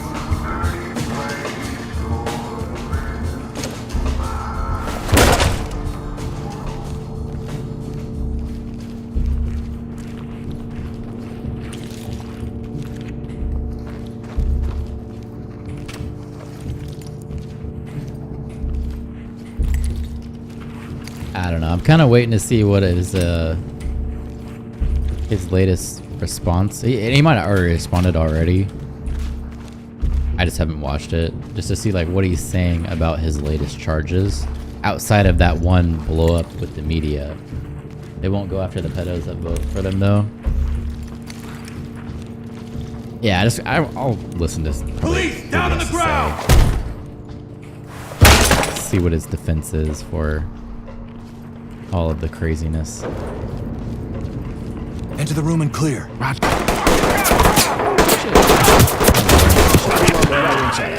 Suspect down. Open your other way.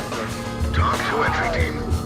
Roger that. Medical assistance is He got standing hit in the by. arm. Good here. Nothing. Look at this. Which way should I be going? I think I took over here.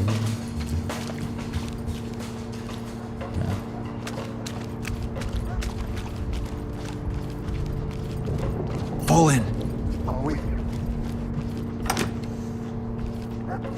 So you're saying you think he's Copy. not guilty? Anybody who has information about the incident. All finished? They have information pertinent to the situation. My rule is Contact 21 and older 911. only, Evidence just secured. to be sure. Advised to If they can't buy their own not drinks, Got 'em all then it's zipped up. not We worth have bothering no with. concrete details at this time, but it Yeah, has been reported exactly. But there was something with him on video saying like he was Okay. for 15-year-olds. Good to go. Police, hands in the air. Suspect ready to go. Got him. Stay quiet. We're unarmed. In the way, Chief. I smacked him on the head. Good to go. Talk reporting. Jesus. Great that's work, funny. entry team. Keep it up. Making it safe. Turn around. I got it. Safe. We've got this under control. Need you to slide over. Entry team to talk. Civvy is ready. Talk to entry team. I'll get it. Roger that. Securing. Trailers incoming. Proceed with caution.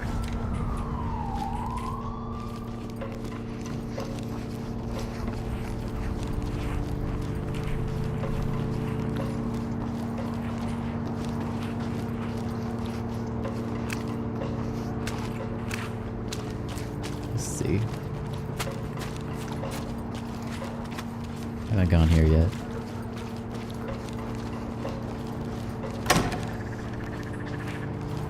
I'm gonna have them clear it. Move and clear. Ready. I'll do the other one. Pie it. Hands up! Don't move! One civilian. Unarmed. Get down and don't move! Dropping a light. Looks clear over here, boss. Get us out of here. Remain inside their homes and off the street. Empty over here. No contact. Stay down and turn around. In the way, We're team. gonna get you out of here.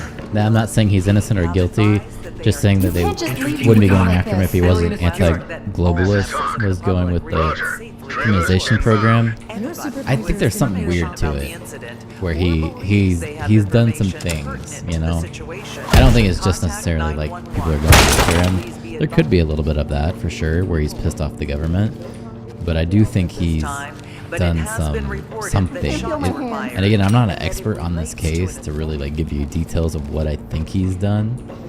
I just think there's something fishy there. Residents in the area of 213 Park are being advised to stay indoors. If anything, just some of those earlier webcam videos where he's talking about how you can pimp women out and all this stuff, that's gross. That's a disgusting character. And for him to try and claim that he's helping men and teaching them to be men as he's talking like that, that's just disgusting, you know? I don't think he's a good example for men. Listen to me. I think what he tries to do is say like common sense stuff that men should be doing, like, oh yeah, you should work out and you should, you know, build a business and all of this other stuff, and then he comes out of left field nowhere and says some dumb shit. And that's how he spent his time going viral, by doing that. But the things that he comes out of left field are usually really fucked up things. You know?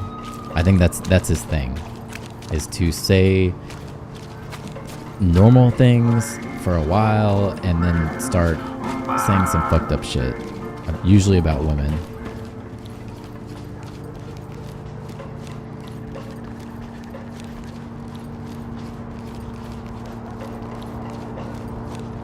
I think he preys on young men for views that don't have a good role model, if that makes sense to you. I think he definitely preys on young men that don't know any better. Good example? No, but they'll go after him for making money off of women doing the same shit they do anyways for money. Yeah, I'm just of the opinion that that is not... If you're building your business, getting women to not prostitute themselves online, but you know what I'm saying, do porn, I guess, that doesn't make you a good man. That doesn't make you a good role model. On me, move. All of that, Right with you. you know? Legal when they do it, not legal if a dude is making money off of it. Yeah, well, it's weird because it's like he's trying to be a pimp.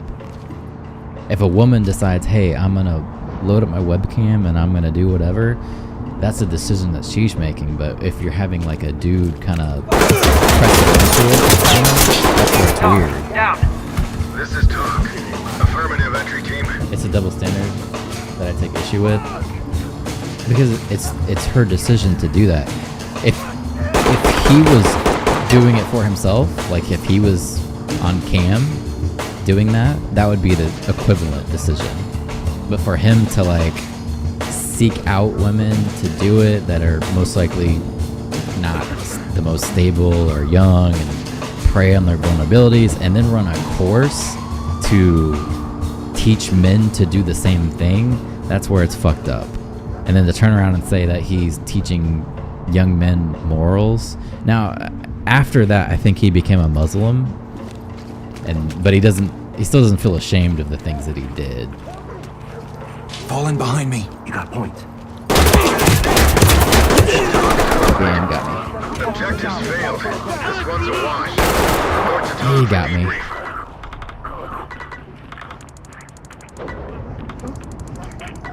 If they decide to let him manage them, that's their decision too. They don't lose all decisions making power as soon as a guy is managing them. Okay, look at it like this. It's kind of like a predatory payday loan place, or a buy here, pay here place that preys on people who are poor. Although it's legitimate and everything that they're doing is legal, but when you go to a cash advance place, you know those people are not morally right. So I wouldn't look at a payday loan place and say, yep, that's who I want to be as a man. You know what I mean? Even though it's legal, I wouldn't want my business preying on the poor, you know? I look at it like that, you know?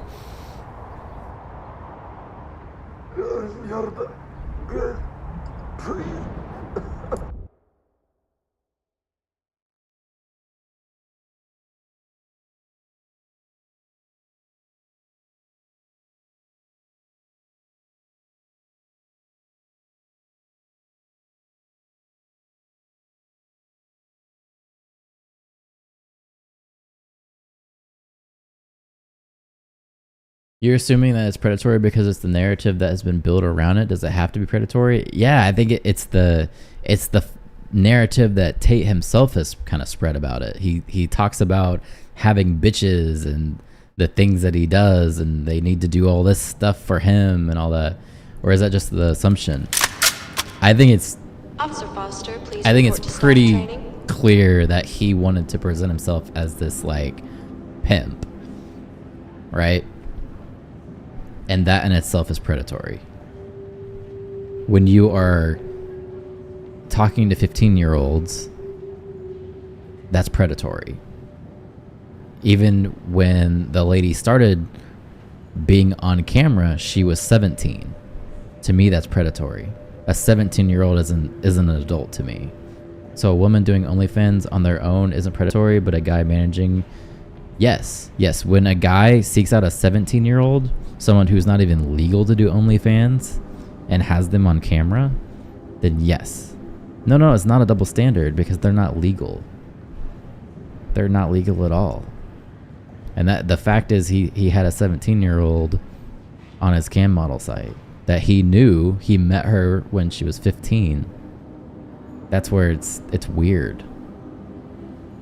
I don't know anybody that would want to be associated with that, you know?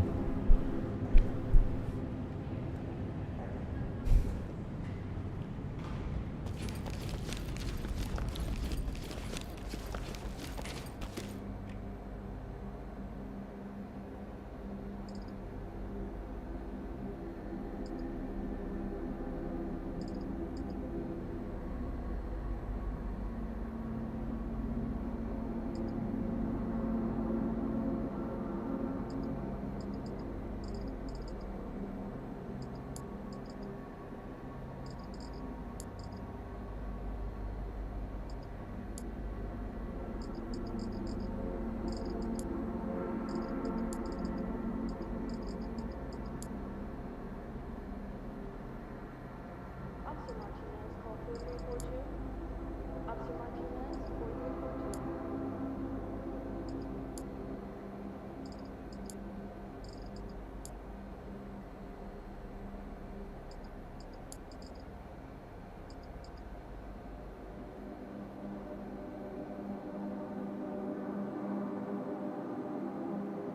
I'll agree to disagree. Like I said before, if they were already gonna do the same thing on their own, then having a guy managing them doesn't make it predatory just because. Well, it's not just because. What if they didn't even have an idea of doing any of that, and then this guy comes along and convinces them to do that? My point is more on not the lawsuit, But the character of that, you have a guy who is convincing a 17-year-old to do OnlyFans and then turning around and claiming that he is the guiding figure for young men. And I don't want that for young men to look up to. I think young men should be looking up to doctors and the astronauts. Like we just saw SpaceX like 2 days ago. There was astronauts in space doing a spacewalk. They should be looking up to them. You know, people who are risking their lives to go and learn about science, not some guy on the internet who's calling women bitches and getting them to undress. Not even looking at the legal part of it. That's not, like, if I had a kid, if I had a son and he was looking for a hero, I wouldn't want Andrew Tate to be his hero. That's probably fair to say, right? We could probably agree with that, at least at a minimum.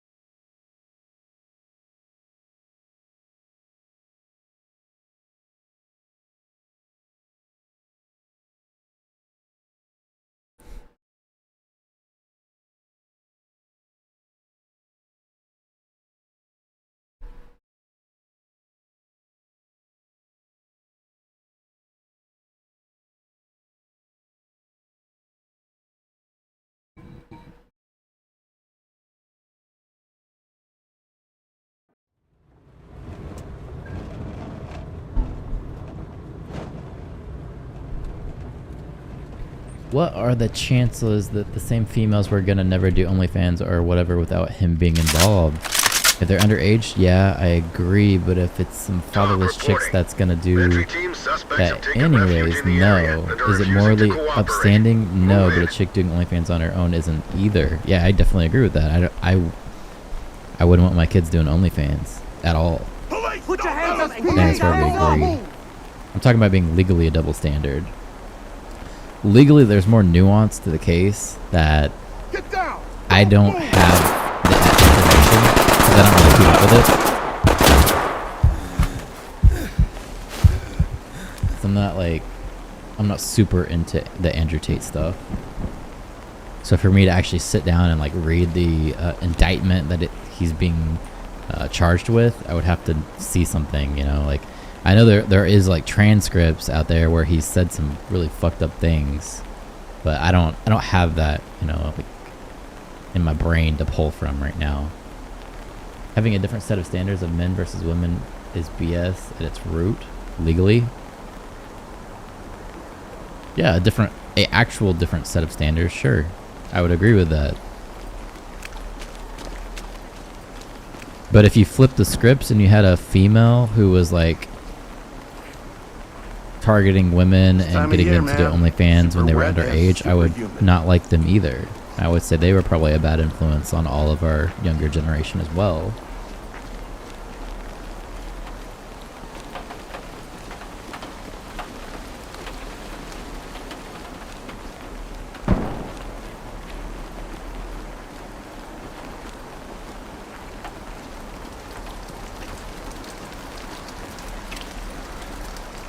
Move in and clear. Confirm.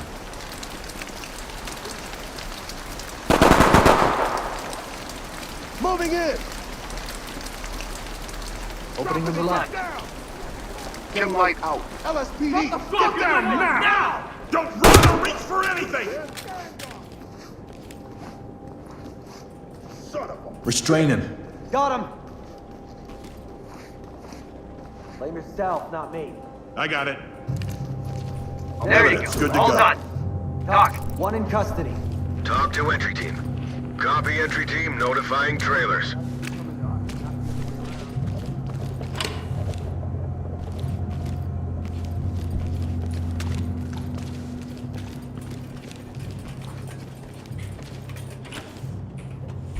You're making a mistake. I gotta do something quick.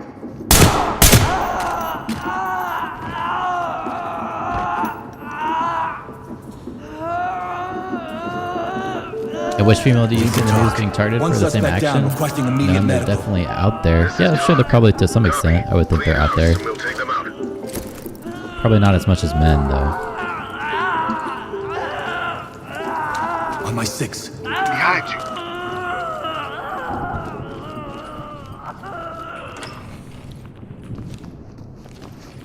Enter and clear. On it. Going in. What am I doing? See what happens. Hands on your head! Civilian, Move! you go. Hands up!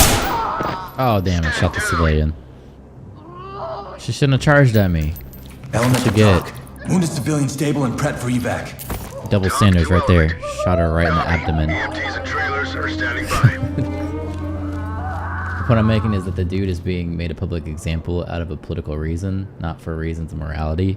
Yeah, that we went down a rabbit hole for sure with that one. As far as like the actual legal case, I'd have to look at the indictment and see, okay, what actually is he being charged with? What are they claiming? What was that video? 'Cause I read something about there was like recordings or something, but I don't know what's out there, you know? We'd have to actually look at it and be like, okay, this is what he's being charged with, and where's his side in the story? Because I don't know if he's even responded to the new charges yet, or if he's even allowed to. Like, I don't know if there's a gag order or something that going on that where he can't respond, or if he's just chilling at his house because he's sick of dealing with it.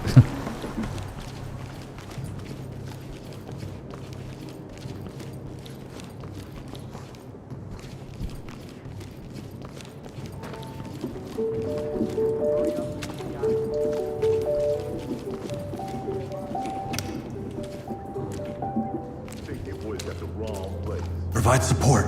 I'm with you. Ooh, damn. See him there. Oh, hell. That was dumb. Get Move in. in, clear the room. Got it. Breaching! Oh, police, hands in the air! Gun here.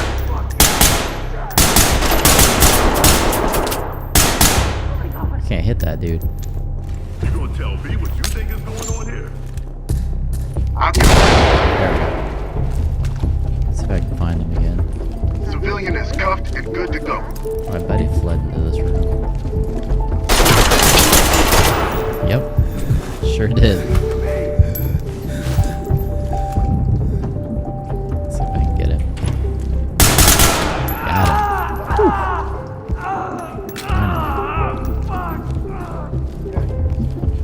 him. He almost got me there.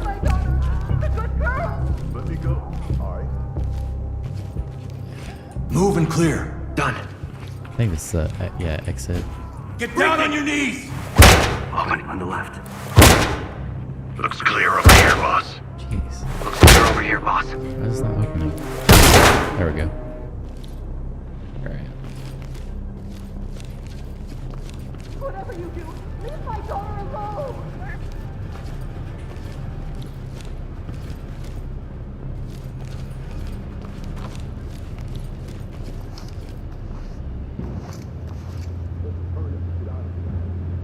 I don't have have to like the guy to recognize that if a legal precedent is being, or is made targeting a man for something like that because he is politically outspoken, and other that support the politics, those in power don't get the same treatment, male or female, then it is weaponization of law. Same shit they're trying to do with Trump in New York. I don't know if I would compare Trump to Tate. What do you think he's being charged with? Not Trump. What do you think Tate's being charged with? Because to be honest, I don't even know. I don't know enough about it. I know like some of the videos that I've watched. I know some of the like videos that I've watched. Different things, but it's not. I'm not comparing Trump to Tate. Okay.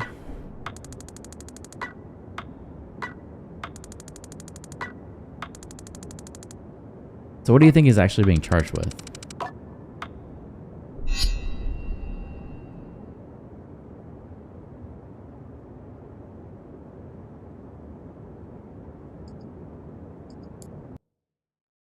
I'm comparing the selective weaponization of the law under corrupt governments.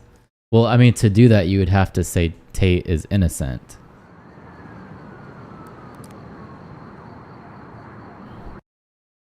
Which, that's where I'm like, okay, you could say that. But personally, I don't know. I don't know enough to say he's guilty or innocent, you know?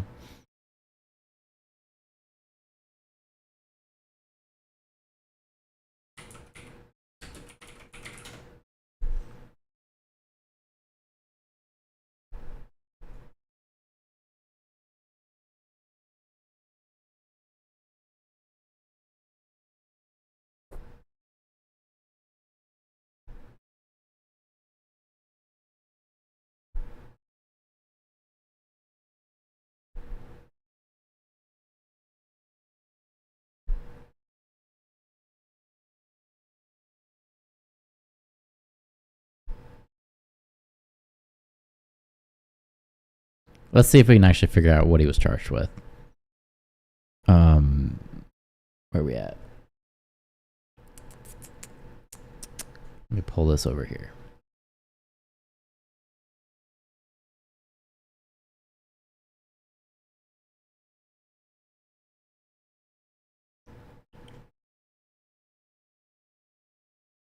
Sounds like you're de facto leaning towards guilty, though, based on personal judgment as opposed to legal standards. Maybe a little bit. I think it comes down to, I at one point remember reading some kind of transcript that made him look pretty guilty, but I don't recall what the transcript said to say it and to be like, yeah, he's guilty from that.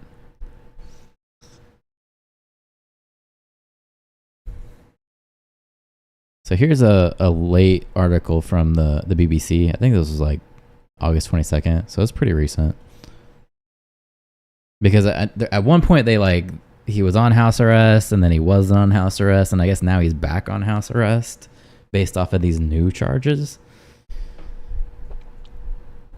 Yeah, it says the controversial internet influencer Andrew Tate has been placed back under house arrest by a Romanian judge as prosecutors investigate new and serious allegations, including sex with a minor and trafficking underage persons. He and his brothers Tristan appeared in court on Thursday afternoon. Tristan Tate was placed under special judicial control.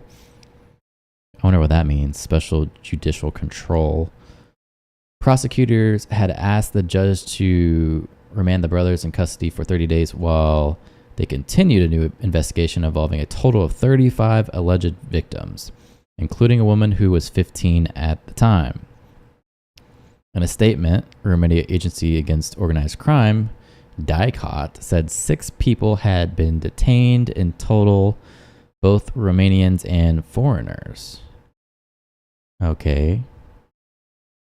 Andrew Tate made a furious statement to the press outside of denouncing the case against him as a stitch-up in lies. That's the video I watched where he was really pissed. That's the one that I saw. BBC is worthless propaganda, just calling it what it is.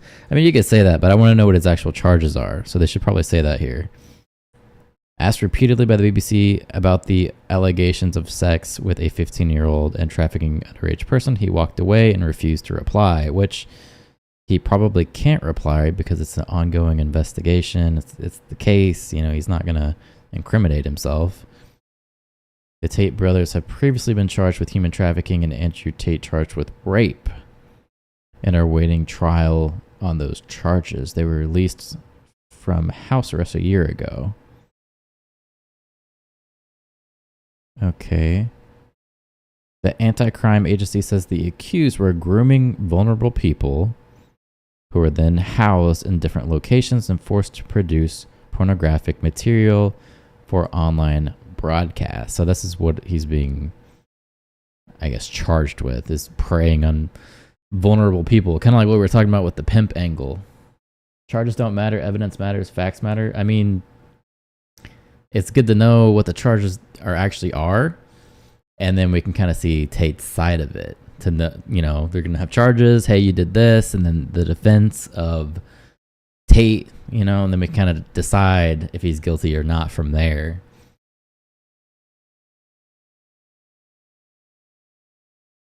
One of the foreign men is accused of forcing a 17-year-old foreign citizen to perform sexual acts in order to make online video content. He said to have kept all of the 1.5 million profit. The statement does not name him. That's okay. The same man is accused of repeatedly having sexual relations with a girl who was 15 years old when they met. So I'm assuming that was probably Tate.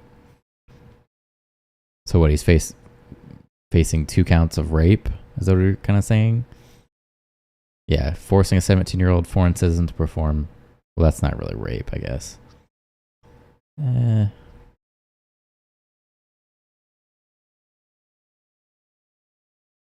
So Tate's response was that the allegations were pathetic and that prosecutors were desperate. He said that they had made up a lot. He also said they accused him of lover boying the mother of his children, a technique used by criminals to prey on victims' vulnerabilities and then exploit them. Okay, well. Yeah, and they seized cash and all of his cars and all this stuff. That's probably why he's pissed. All right. So they can charge him with all kinds of shit. It doesn't make it true. I'm not saying being charged makes it true. I'm saying I wanted to know what he was actually being charged with, because that's where the defense comes from.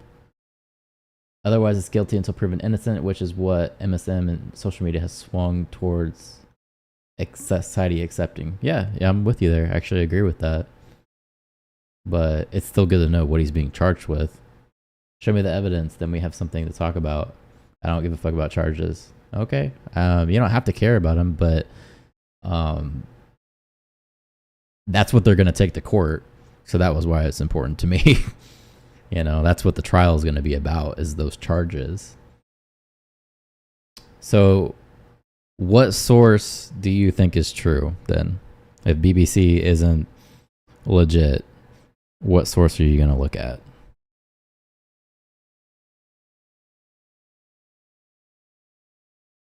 Because I'll pull it up. I'm not biased. Personally, I don't care if he's guilty or not.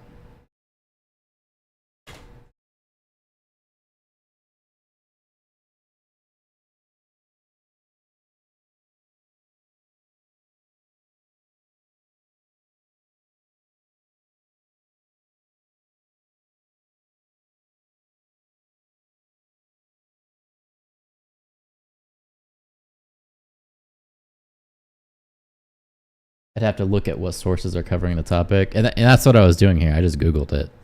That was the first one that came up, was BBC. Most of Western media is corrupt as fuck propaganda now. Yeah, this was just from my simple Google search of Tate charges to see what's out there.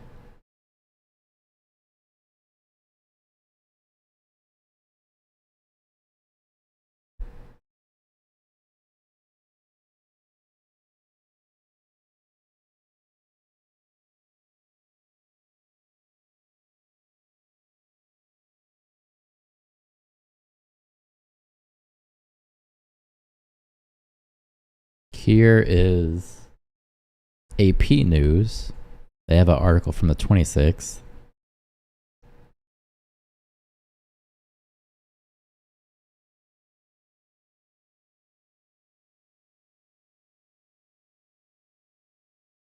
Was this? I think this is his response. It says the ruling issued by the preliminary chamber judge lacks legal basis and reasoning.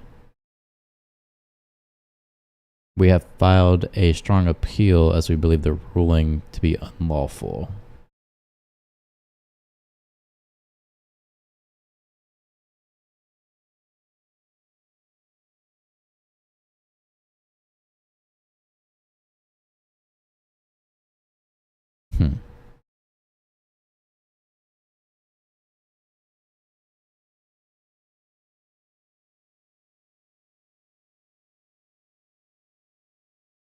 Yeah, who knows, man?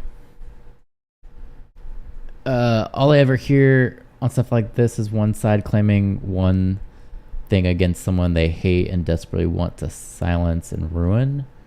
Virtually never see evidence. They did the same shit to a nurse in England. I forgot her name.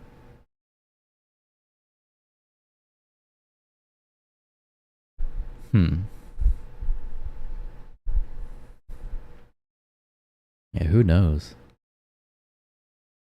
But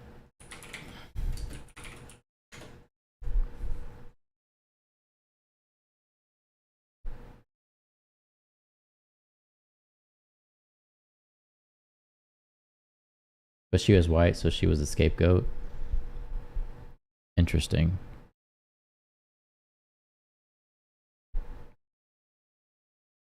So this was from 6 days ago. Let's see if I can play this without getting hit with a copyright strike. And they're awaiting If they tell me I gotta take it down, I might have to stop the video. But I think this guy's a lawyer, and he's gonna go into their new charges.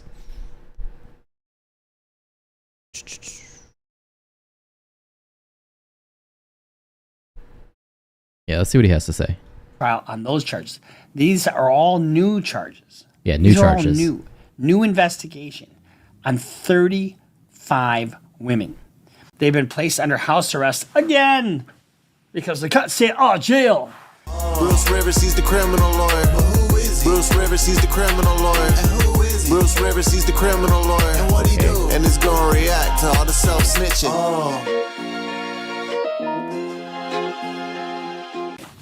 Hi, this is Bruce Rivers. Welcome back to another fun-filled episode of This guy's a Criminal Lawyer clown. Reacts. I'm Bruce. I have no idea who this guy is. I just put it in YouTube.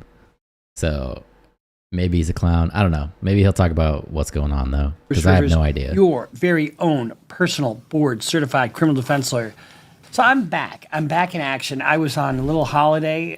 Went to Ireland. At least he's a lawyer, though. Give him that. For 10 days. Went to the Bahamas for a few days. And now back in action. Start trial next week. And we're here joined by our content genius, Michael Rivers, the man behind the plan, the man behind the microphone, and in front of the microphone, and the man behind and in front of both cameras. How does that happen? Why does this guy have a gun on his table? What the hell is going on with there? What's it, the hat say? Stop self-snitching. Okay. And then he's got a gun on his table. All right. Lawyer doesn't mean trustworthy. I'm not saying that. I don't know how it happens. He's a magician, really. Michael, say hello to the people. Hello, fans. Hello. All right, I don't care about his cameraman. Go up to a bar, just to have a glass of wine. And the guy goes, "Oh my God, I'm such a fan of your channel." And they comped us our drinks. And all of a sudden, he's trying to appeal to the wannabe thug morons. It sounds like it with that video. With the little intro he did. That seems like a couple it. other people. And some people commented on Fulio. The video. I don't care about Fulio. Talk about Tate. We had a great happens. I just had a podcast would be. Where's the Tate everyone? stuff? Also, you said this video was about Tate. Who's there we the go. what? Tate. What is he? He's the gift that keeps on giving. Just before we get to our main episode, this is brought to you by eforms.com. Shut up. For free money. If you, according to the BBC, here we go. They've been placed under house arrest again because the cut said, "Oh, jail." They went to Romanian judges put the prosecutor put them back in house arrest They're not in jail. They're back in house arrest because there are new allegations, including sex with a minor and trafficking underage persons. Okay. So Tristan and his brother appeared in court last Thursday afternoon, a week ago, and they were placed under. And Tristan was placed under special judicial control. Remember, guys, 30 is the first year you can legally fuck women half your age. Don't feel old. Life gets better. So that's them talking about fucking 15-year-olds. So that's more of a character thing. This is where you say, well, maybe what they did wasn't illegal. That's not saying they actually did it. That kind of thing. He looks like he uses a tanning bed. Yeah, he does look like that, for sure. But the prosecutors asked the judge to remand the brothers into custody for 30 days while they continue their investigation involving a total of 35 alleged victims, including a woman who was 15 at the time. Now, how long has this been going on? I mean, they've been out on house arrest they've been released from custody for over a year. So, I mean, it's been about a year and a half, almost 2 years since this whole thing started. Where did it happen at? You said, well, 15 is the legal age where they're at. That's the rules there. They didn't write the laws. I don't think 15 is legal in Romania if that's where they're saying this happened. I don't even know that much. I'm assuming they're saying it happened in Romania, right? I don't think Romania's age of consent is 15. We can look it up. I'm not an expert. Yeah, Romania, age of consent is 16 years old.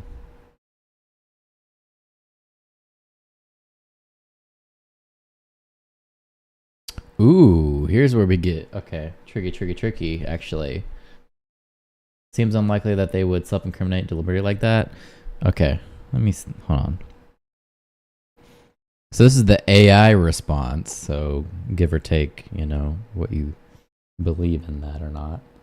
But I just Googled it, threw it in the old Google machine, and it says Romania's age of consent is 16-year-old. This law was passed by Parliament in June 2023. So it depends on when they're saying this crime took place.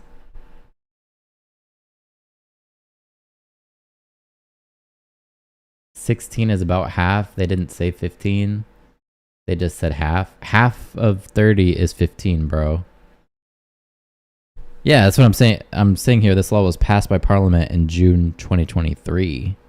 And the previous consent was 14. That's what I'm saying, where this is where things get interesting, because then you'd have to know when the crime took place. Obviously, it's probably before June 2023. So that's how this thing gets a little spicy, It's starting to get interesting, right?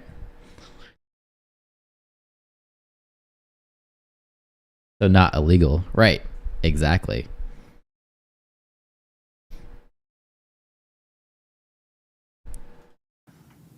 And they just raided their place again. I have a problem with this personally. If you put up or fucking shut up, try the case or don't try the case. But this lagging on. I was just gonna say, no, what you just said was like 2 or 3 years or whatever. I mean, if you look at the 300-page indictment, you can see it actually spans back to the teens. So it's much longer than 2-3 years. It's no, I understand that, but what I'm saying, since the initiation of judicial proceedings, I mean, you're entitled to a jury trial within a very short period of time under the Speedy Trial Act here in the United States, right? Yeah, and so that's why I have a problem with just this lagging preventative detention. So, in a statement, this is according to the BBC. Romanian agencies against organized crime, that DICOT, said six more people have been detained in total, and both Romanian and foreigners. Now, Andrew Tate is not going to take this line down. No. This is a setup. It's absolutely disgusting. 30 of those girls say we've done nothing wrong. Well, I guess 5 of them say you have. Okay. And 2 are mothers of our children who would never, I mean, you can't abuse mothers of your children, can you? And 2 have never been here to Romania. Well, you don't need to have them be in Romania. If you're in Romania, controlling them from outside. But he says it's a setup. Let's kind of look at this is Milk Bar TV. Milk Bar TV. So shout out to Milk Bar TV. He's most popular. He has a YouTube and Twitter, but he makes these videos of all the stuff that Andrew Tate tried to get off the internet. So Andrew Tate originally, he had Hustlers University and okay, so this guy has a collection of the things that Tate had on the internet. The other one, which was the War Room, which was 5,000, that went up to 8,000, right? Yeah. And so he would teach these guys how to do what he did with these girls. And Milk Bar TV would put out these videos of him. And if you go back and... Like I said before, I don't have to morally agree with it to defend the legal right from being breached. That's where I'm with you. I'm trying to see legally, did he do anything wrong? I think I was pretty clear for myself. Like morally, he's not a good cat, but legally, does he need to be thrown in a cage? That's what we're trying to figure out. And watch our other video. I'll have it linked in the description of this video right here. We reacted to his videos. He does really good work. Clearly, and he has access to a lot of the stuff that Andrew Tate tried to wipe from the internet. So let's just take. So Andrew Tate says this is a setup. Okay, let's listen to his own words. The girl you start with is the most important girl. My first girl. The girl you start with is the most important girl. Okay, this is the girl he's talking about. I think what's her name? Vivian. Vivian. Okay. My first girl was so good, it was easy. So, Vivian here. If you're new in this channel, I'm a care model, and webcamming is what I do. That's how it started. I met Vivian in Slovakia. I'm from Slovakia. We had a long-term relationship thing. I was living in England. I moved her to England to be with me, to start doing my webcam company. She's completely head over heels in love with me. She wants kids with me, everything. And we met and we felt whatever, we're in love. I had lived with Andrew for years and years. So Vivian's been with me 6 He's been with Vivian for 6 years, right? Vivian's like 21. Vivian's 21. And at this point, he's been a girlfriend for 6 years. Vivian's younger. I mean, so what does that make it out to be? That she's 15. And she's 15, right? Then they changed the age of consent to increase the age to 16. Retroactively attacked him for something that wasn't illegal. That's what I'm about to see if this guy is going to say here. Is he going to try and pin that on him? Because from what we just saw down here, the age of consent was 14, right? I think it was 14, right? Yeah, Romania's previous age of consent was 14, which just them saying it was 6 years ago is going to be retroactive from their June 2023 date of where it would have been legal, right? So let's see what this guy actually is going to say about it. And so he says it's all a setup by his own words. By his own words. He's done the math himself.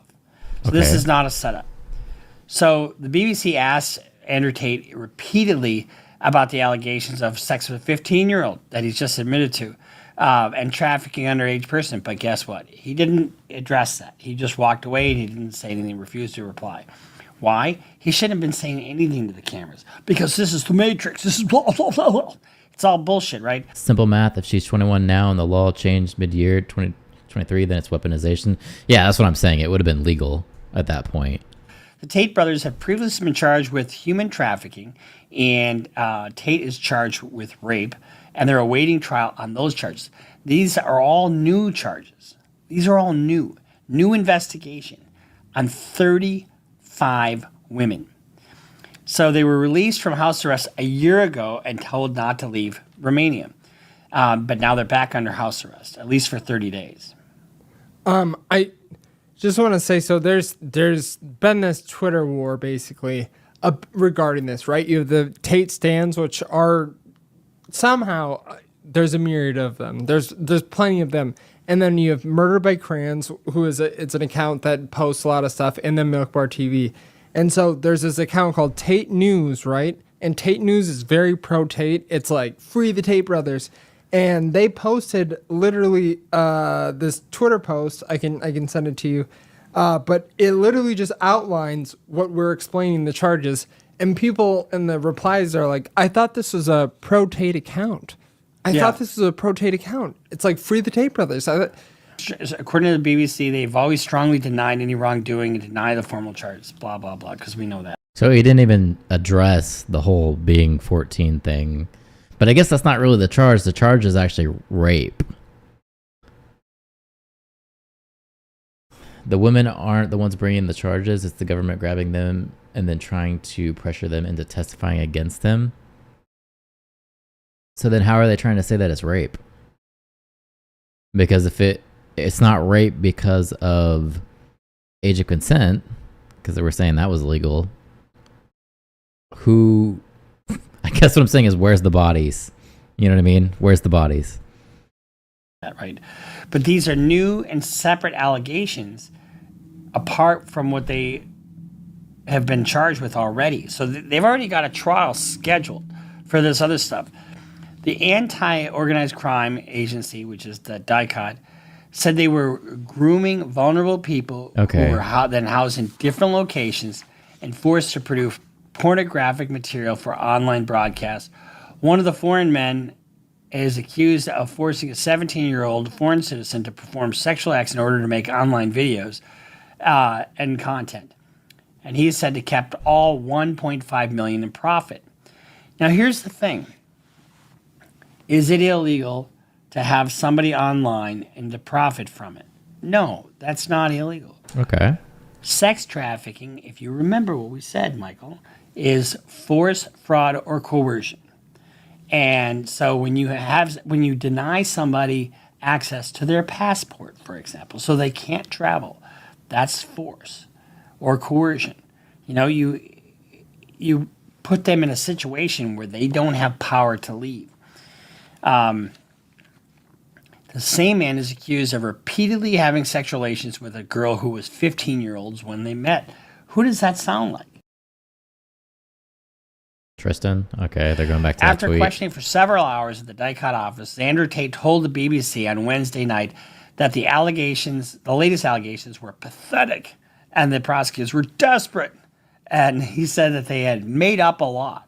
One thing that they didn't make up is that he started banging Vivian when she was 15 years old. He was also accused of the loverboying method of, basically technique used by criminals to prey on victims' vulnerabilities and then exploit them. Basically, I'm going to be your white knight. I'm going to be your savior. And that's what the pimps did back in the day at the bus stations. The notorious, I love how the BBC puts this. The notorious misogynist with a giant online following, Andrew Tate, has referred to the Twitter or X to the case against him as some kind of mainstream conspiracy to silence him. In the news statement, check this out. Prosecutors accused the brothers of buying 4 luxury cars and registering them in the names of other people in order to hide the proceeds of what they described as their illicit activity. In total, it is alleged that the accused made some $2.8 million through sexual exploitation. Because they're full of shit, they're trying to sensationalize it and put it into the public eye and make him guilty by public opinion based on perceptions from other countries' laws, not the country where the action took place. Ruled by mob perception rather than the rule of law? Maybe, yeah. I wonder what they're going to try and say about him putting these cars in other people's names. Now, that's a far cry from the hundreds of millions of dollars that he said he has made. And maybe he has made hundreds of millions of dollars. Or maybe not. So, if you go through the indictment, which we posted, and you can see that video, there's a link. We actually released the indictment, and it's on a Document Cloud website. But you can see all of the financial advances. The most profitable thing Andrew Tate ever did was the casinos, and he talked about that. He talked about how he was making $500,000 a month off of the casinos, and then COVID hit, and then that went down. But that was all pretty much illegitimate as well, due to the fact that it was linked to organized crime in Romania. So if you really go through, it's 300 pages, guys. I know it's a lot. You look towards the end, the back half, the latter half of it, the very, very latter half of it, I'm speaking about the last 20 pages, is where you'll find the financial information, the specific financial information. But the webcam stuff, he's not a hundred millionaire. I don't know where he's getting his money to keep up running the stuff. Rumble probably gave him a deal for the podcast, but go ahead. So when he's experiencing the drip, drip, drip, drip effect, basically. I'm not a fan of this type of preventative detention and all the other stuff they're doing in terms of delay. I mean, it shouldn't be years before you get your trial. I mean, they should either put up or shut up fairly soon. This is how authoritarian governments work. Law is whatever they say it is, whenever they say it is. Rule of law doesn't exist. See, this is where a good lawyer would come into play, though.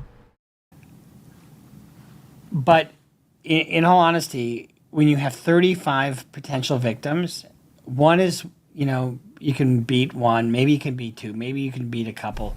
But when you have 35 of them, I mean, you're getting into like a critical mass where it's just almost impossible. So you've got, you think, oh, does the statute of limitations apply? Well, I don't know Romanian law.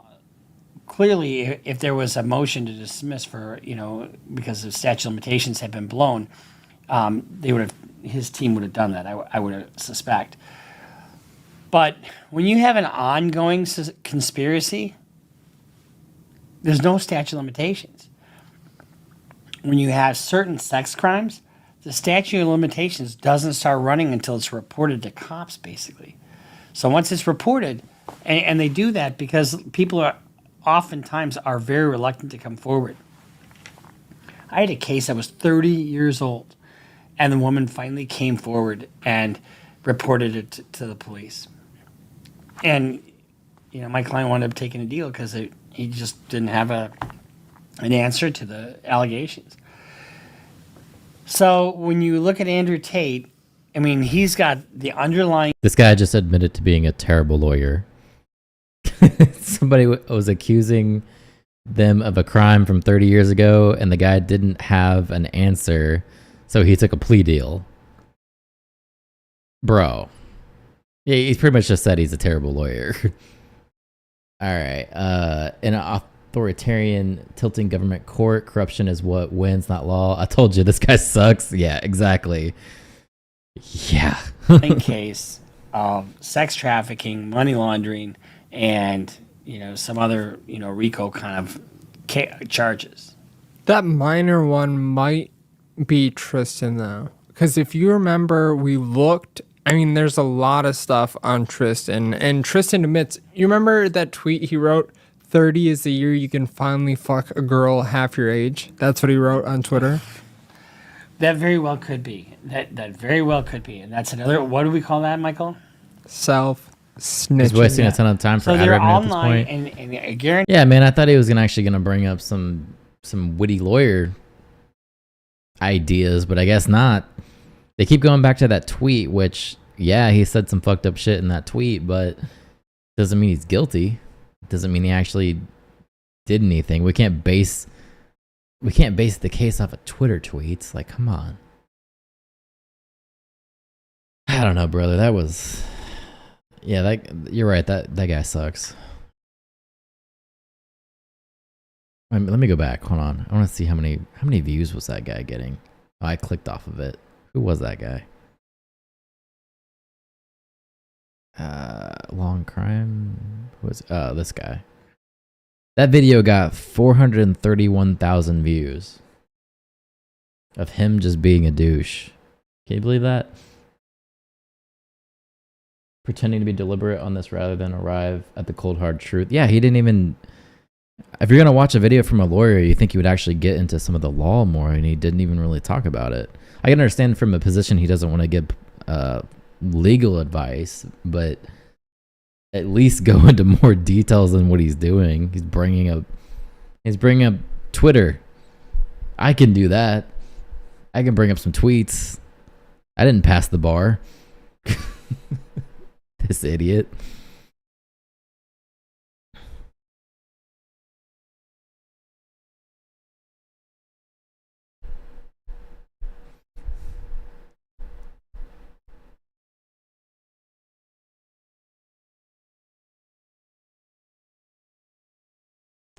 Like I said, based on what the law was, Tate apparently did nothing wrong. So far, yeah, I don't have anything that I can actually pin on him.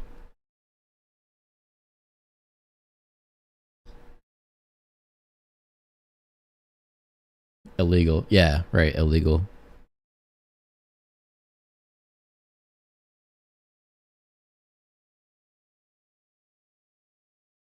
Yeah, I gotcha.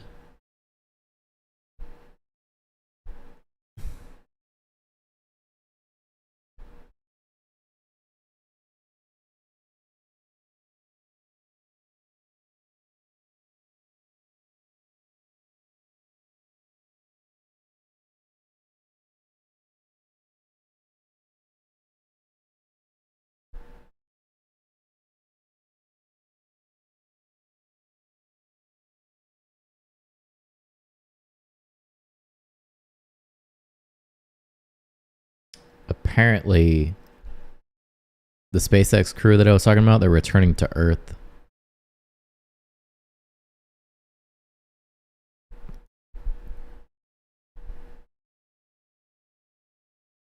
People assume the law to be moral, but it's not.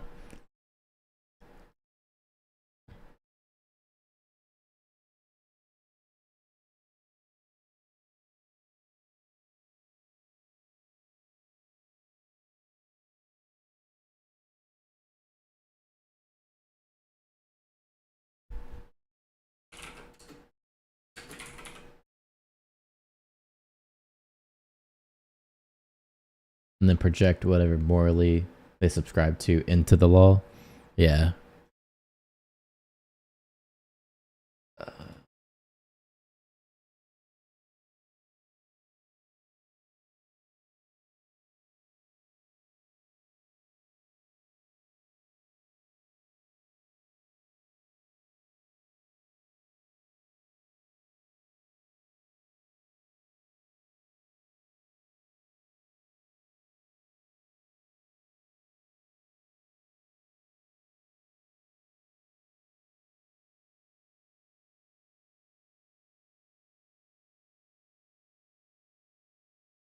Problem is people don't agree on morality. It's the reason we have the law in the first place. Right.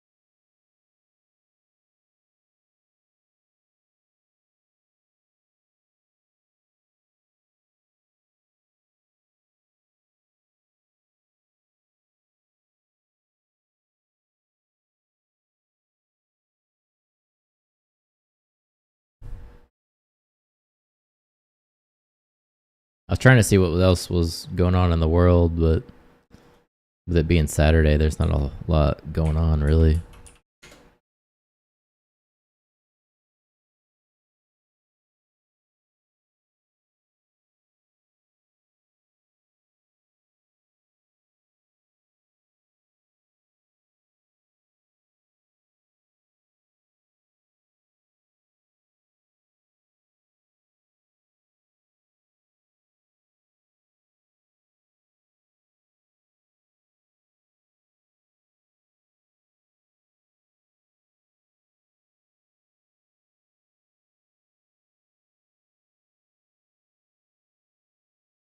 I don't have to like the laws. I don't have to like the person, but I have to defend their right under law, or have no right or prosecution under law either. Yeah, I totally get your side.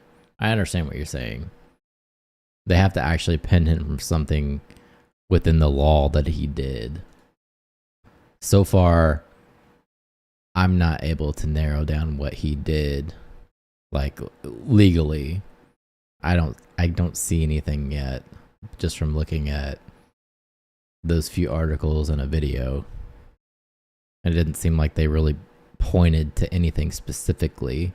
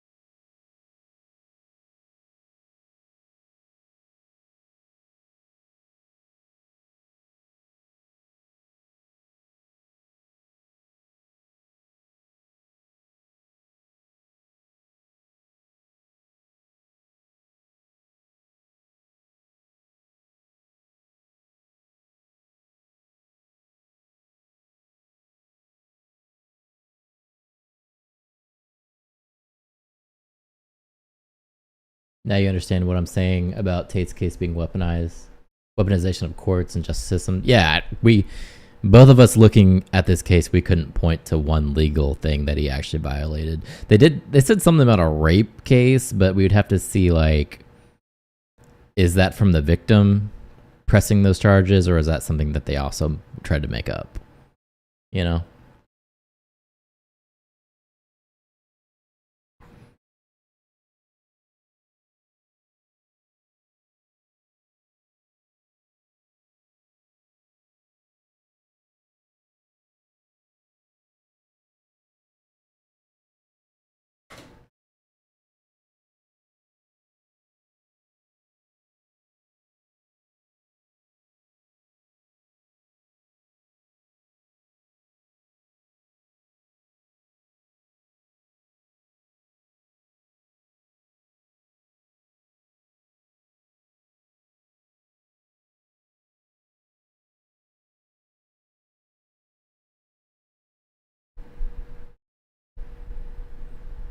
Jesus, man, I was looking at I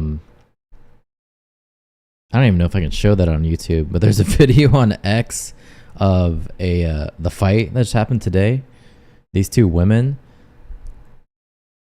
Jesus, they like cut her head open completely. This might be the worst gash I've ever seen.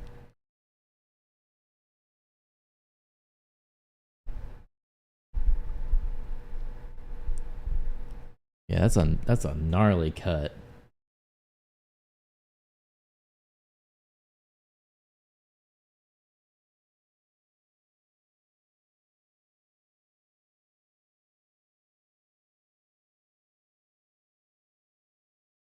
Oh, they're saying Kamala has a new accent. What are you saying? That case shouldn't even be published outside of the Romania. But like I said before, the government is trying to taint public perception based on other countries' laws and using ignorance of what the Romania laws are and were. Let me see. Let's see Kamala's new accent here. Hello to all my divine nine brothers and sisters and my sorors.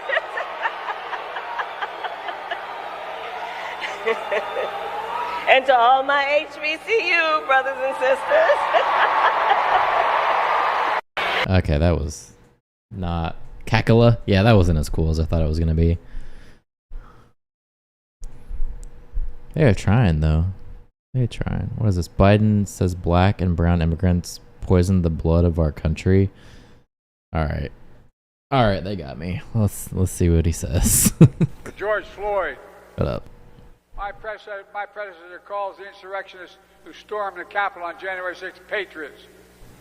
But when peaceful protesters marched for justice for George Floyd, Trump wanted to send in the military, but they wouldn't go. He says immigrants, black and brown immigrants, poison the blood of our country. Right now, His running mate is attacking Haitian Americans in Ohio. It's wrong. It's got to stop. My predecessor. Oh, okay, that was pointless. I thought he was trying to say that Biden slipped up and said that they poisoned the blood of our country, but definitely not. Handout for your watermelon. Let's see here. What else we got?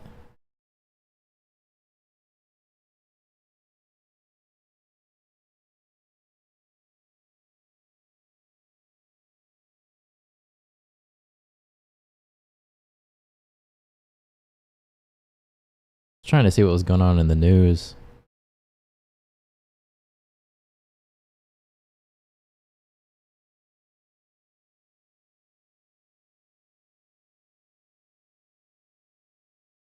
But I kind of liked it when she did this. Turn the page.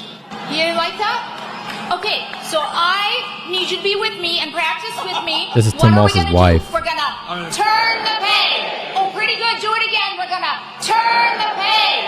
And we're gonna turn the page. All right, so I'm gonna be watching you because when I see Wisconsin, and I'm going to watch you nationally on TV because this is a pretty important place, and Minnesota helped you practice with this. You just show me this. Turn the page, right? Turn the page. And you know what else that looks like? Bye-bye. Bye-bye, Donald Trump. Why is she treating everyone like they're in 3rd grade?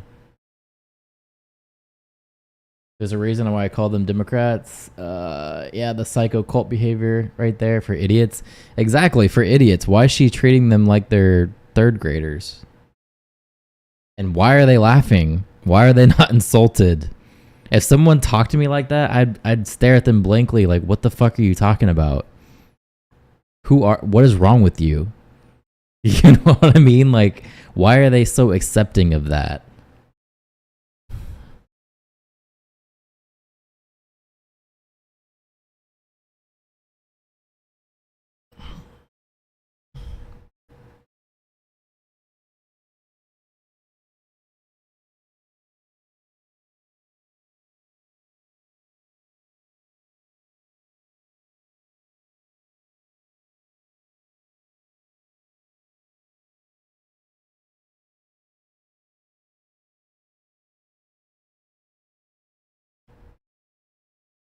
Looks like Kamala's back on her ban assault weapons kick after saying that she wasn't going to take guns from anyone.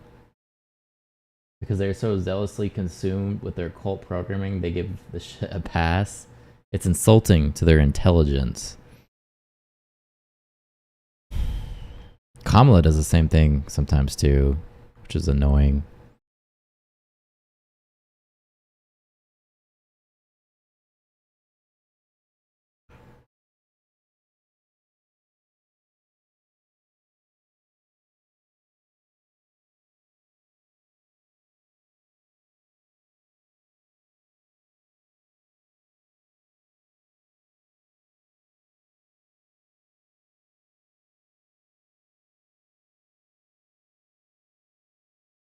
It would be if they were intelligent. Most of them are dumb as rocks.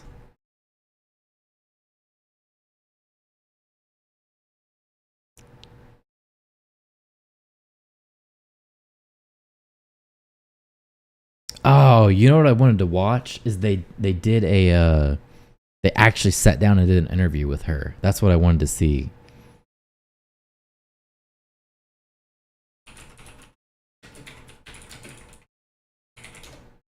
Let's see if I can find it.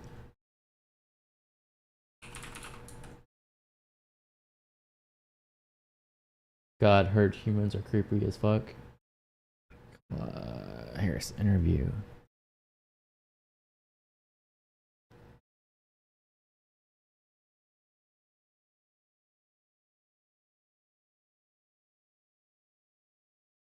Is this the full interview? I don't think it is.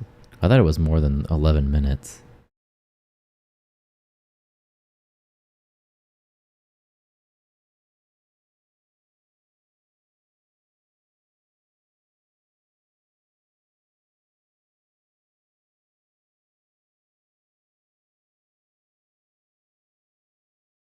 All right, I'll watch it. This is gonna be good.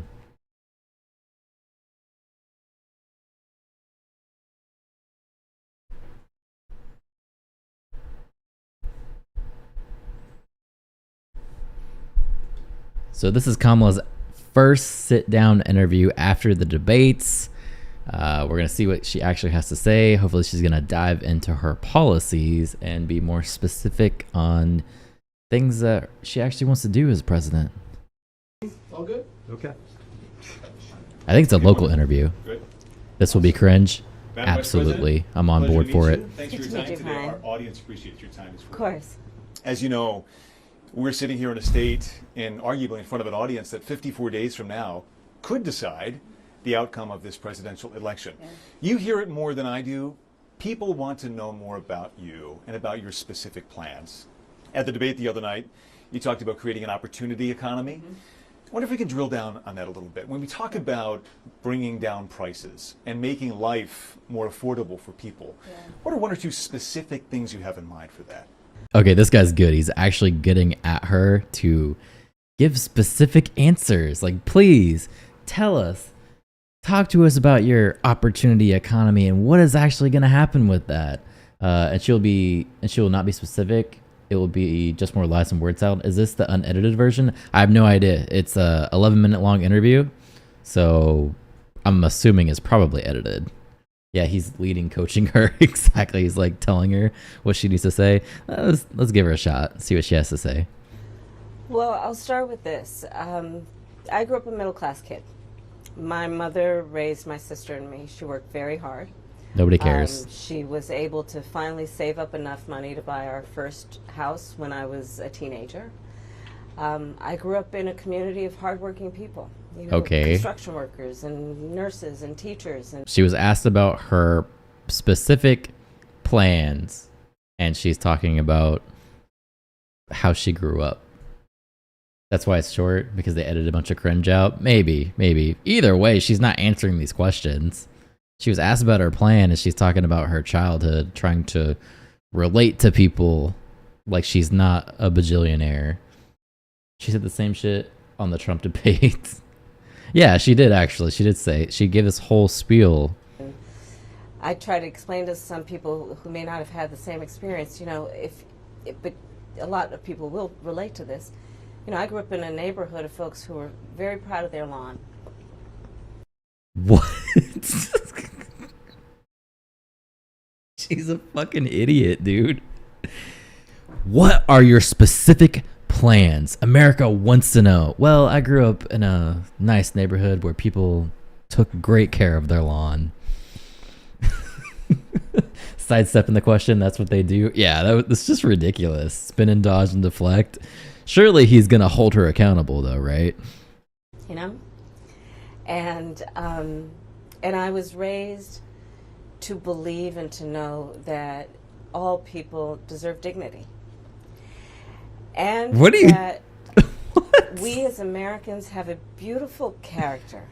You know, we have ambitions and aspirations and what the fuck is she talking about, dude?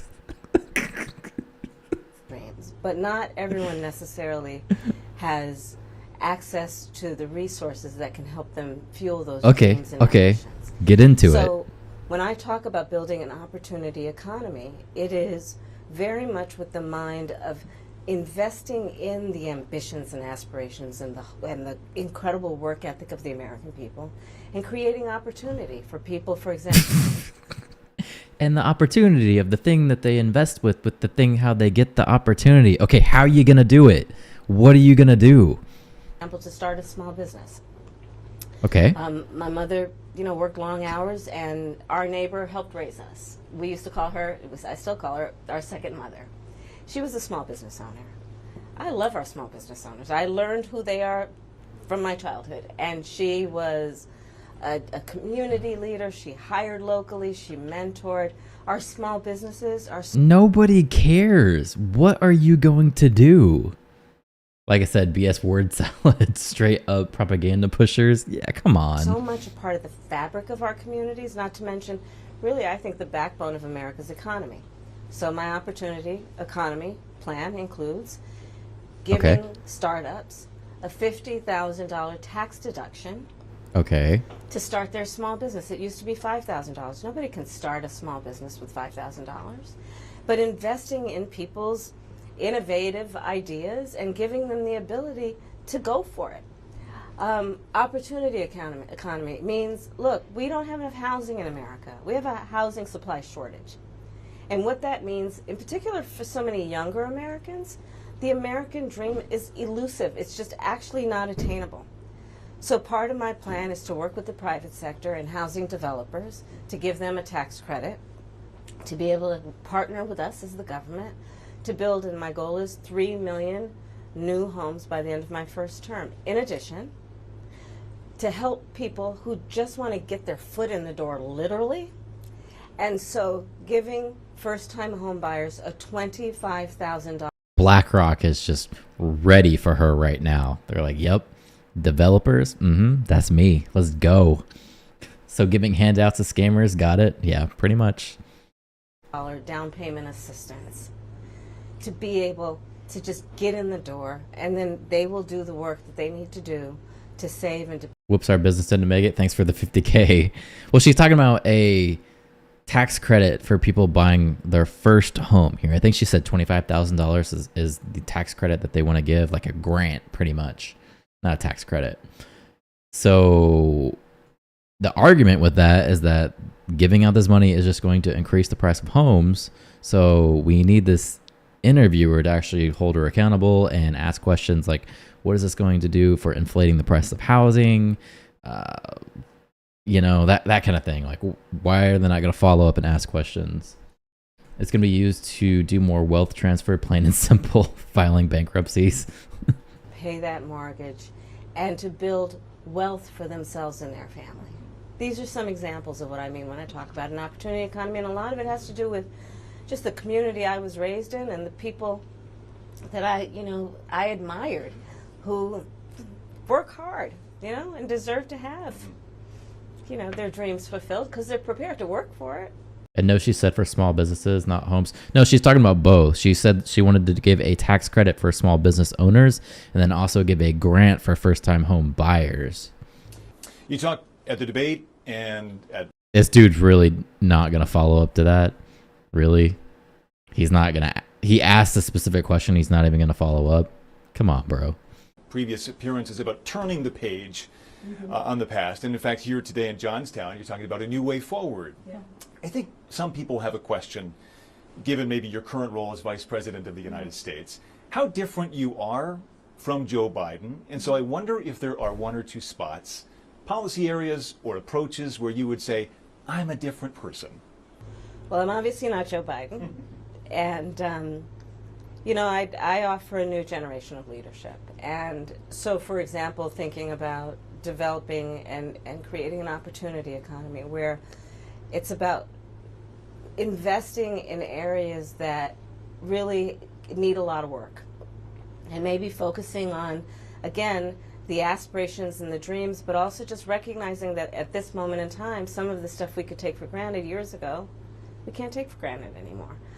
For example, another plan that I have that is a new approach is to expand the child tax credit to $6,000 for young families for the first year of their child's life. Okay, more money. Because that is obviously a very critical stage of development of a child.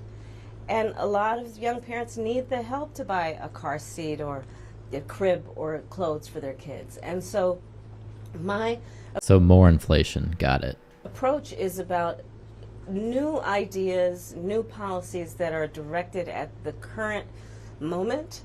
And also, to be very honest with you, my focus is very much in what we need to do over the next 10, 20 years to catch up to the 21st century around, again, capacity, but also challenges. The thing that really bothers me with this is people are going to say that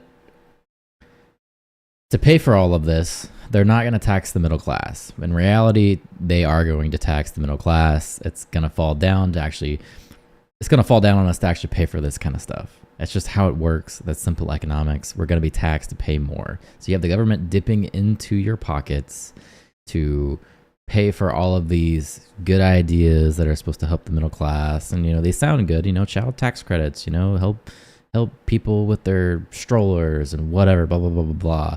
But in reality, when you look at how the government will spend their money, it's always mismanaged and terribly just awful in general, right? So the government's going to take all this money from you and they're going to squander it, is pretty much what's going to happen. And that's what really gets me. You're going to increase my taxes to pay for all of this crap that if you would have just left in my control, I would have been able to have more control of my own money. Nobody's going to help my community like me.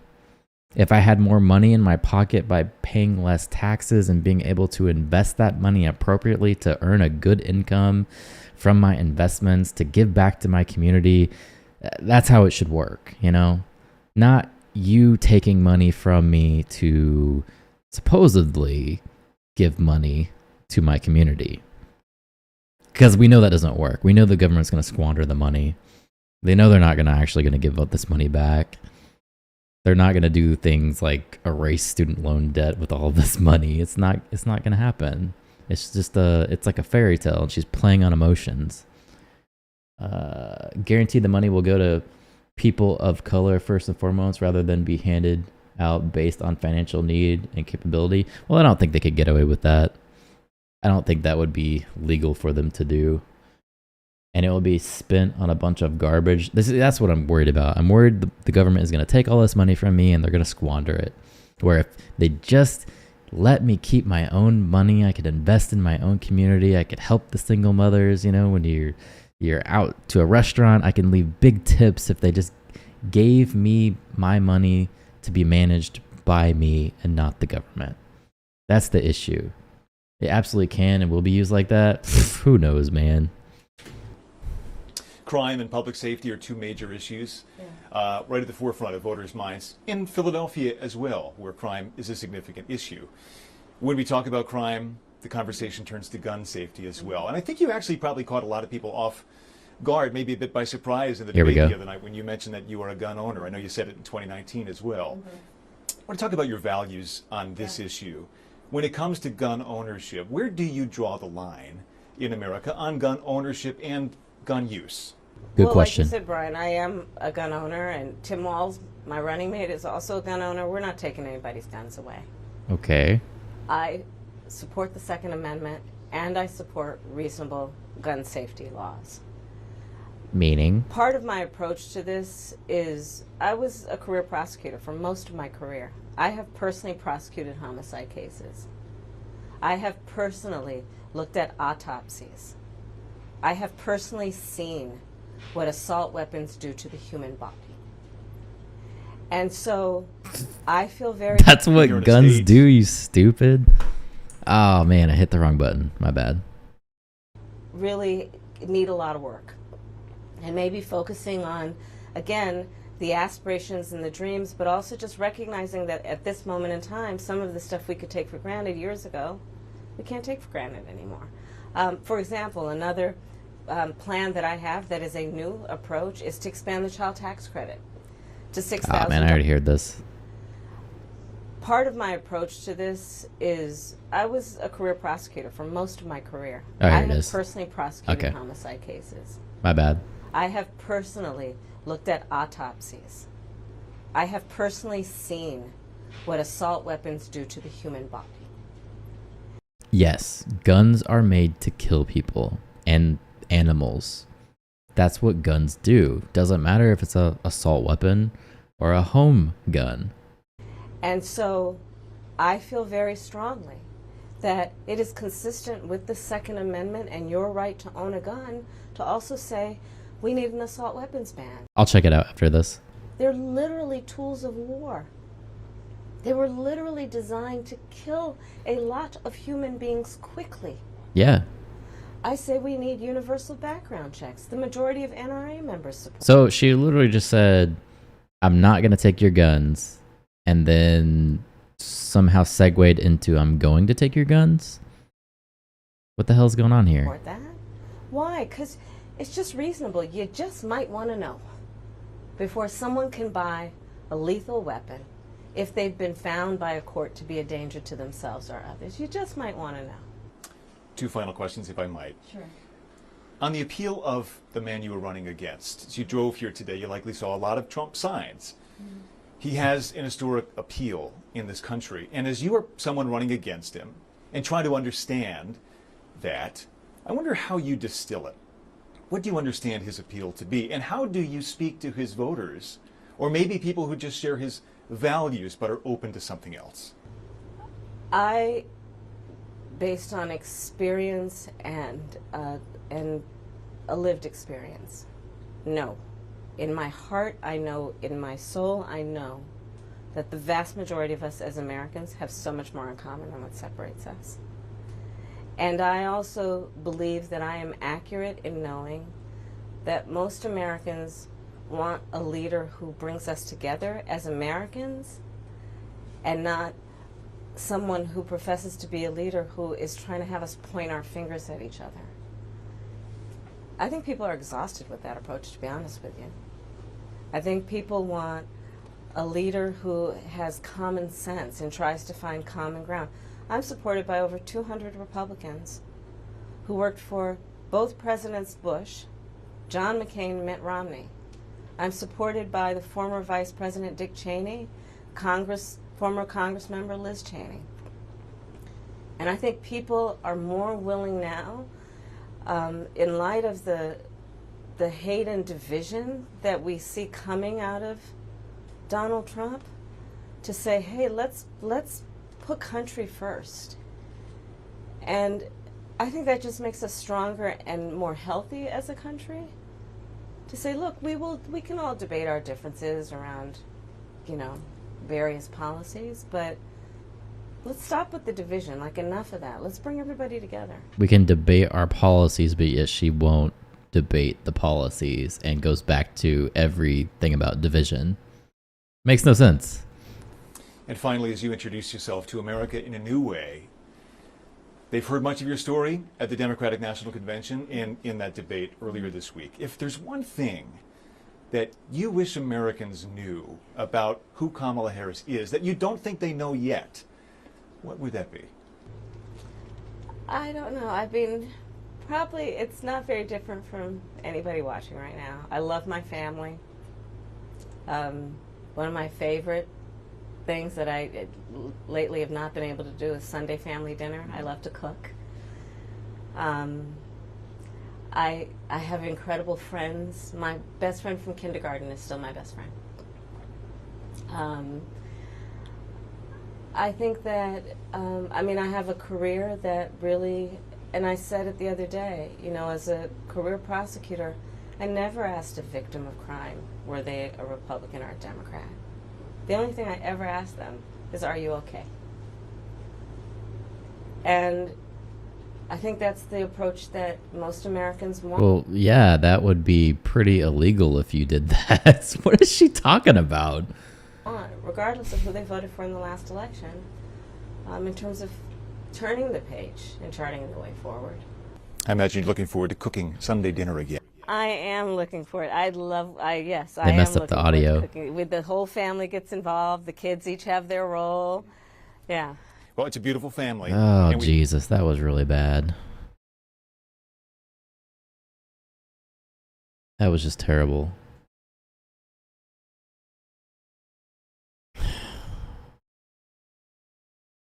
Are you okay, bro? That's what she was saying. Let me check. Are you a Democrat, though? That's the only way I can help you.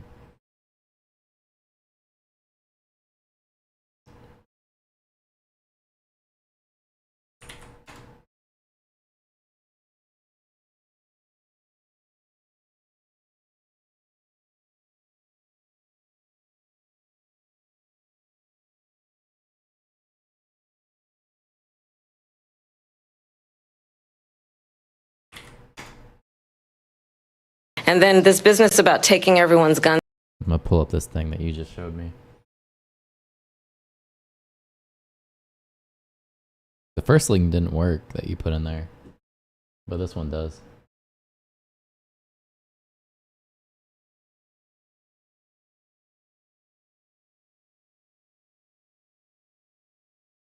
All right, let's see. This is from the debate. Cringe, absolutely cringe. So that's when he says from the debate. What does it say? Will Harris keep flip-flopping? And then this business about taking everyone's guns away. Tim Walz and I are both gun owners. We're not taking anybody's guns away. So stop with the continuous lying about this stuff. We'll finally pass red flag laws, universal background checks, and an assault weapons ban. Nice, dude. And then this business about taking everyone's guns away. Tim Walz and I are both gun owners. We're not taking anybody's guns. Yeah, she can't have it both ways. Like, come on. What is she doing? Used to cool the cabin and the spacesuit. All right, give me a second. I'm going to go to the restroom.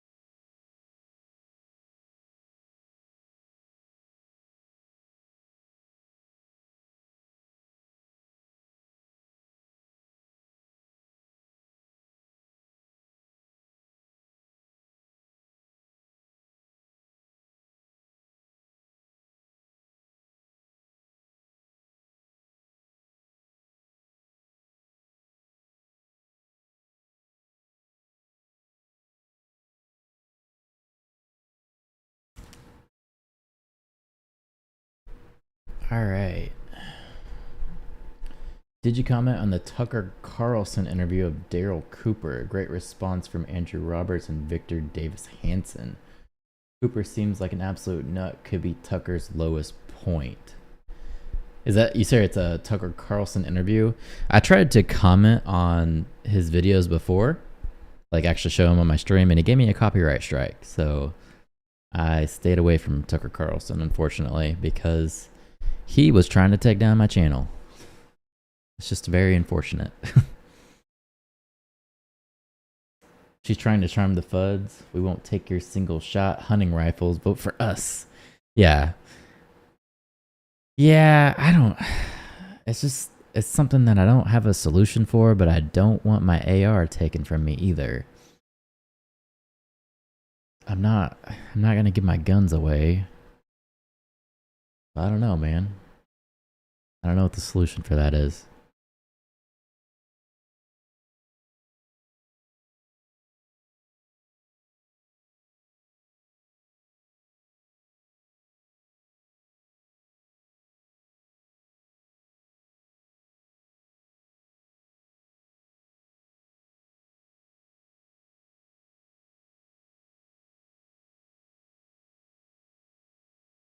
The solution is written.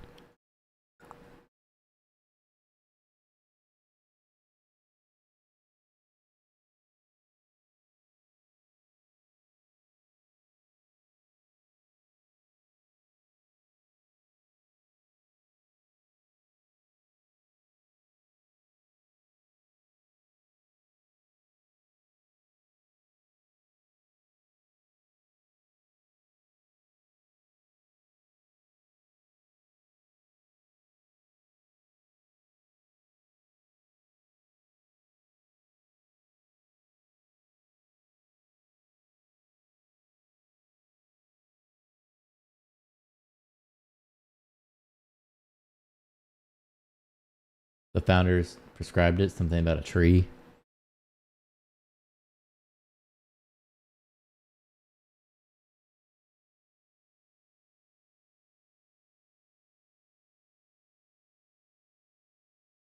Yeah, I was looking here and I still have this copyright strike from Tucker Carlson.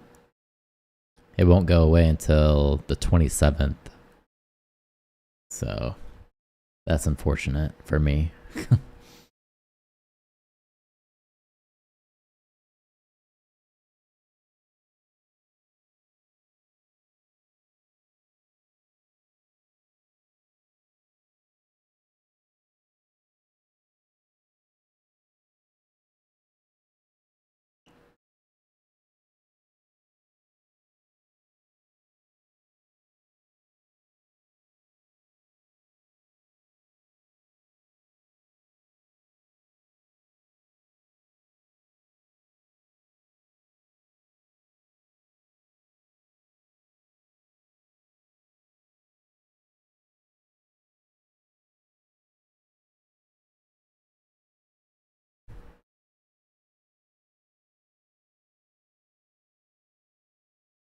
that the Dragon capsule does in orbit in order to deorbit and return to Earth safely. There are 16 Draco thrusters used to orient the spacecraft throughout the mission, including apogee and perigee maneuvers, as well as orbit adjustments and attitude control. For the deorbit burn, that only fires 4 of the Draco thrusters on the perimeter of the nose cone, basically located around the Skywalker that we saw in action during the EVA. And it was incredible to see that, but it's those 4 Draco thrusters that we saw there that are basically going to be doing all of the work. Isn't it weird how nobody's talking about this? They were literally up in space. They did a spacewalk.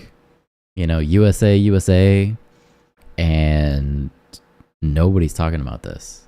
They're literally coming back to Earth. Everybody's safe. Nothing. For this deorbit burn. Are we in a place where we're just kind of expecting this now? Like, space isn't that cool anymore? Because this is trippy for me. Like, this is blowing my mind. Each Draco thruster is capable of generating 90 pounds of force in the vacuum of space.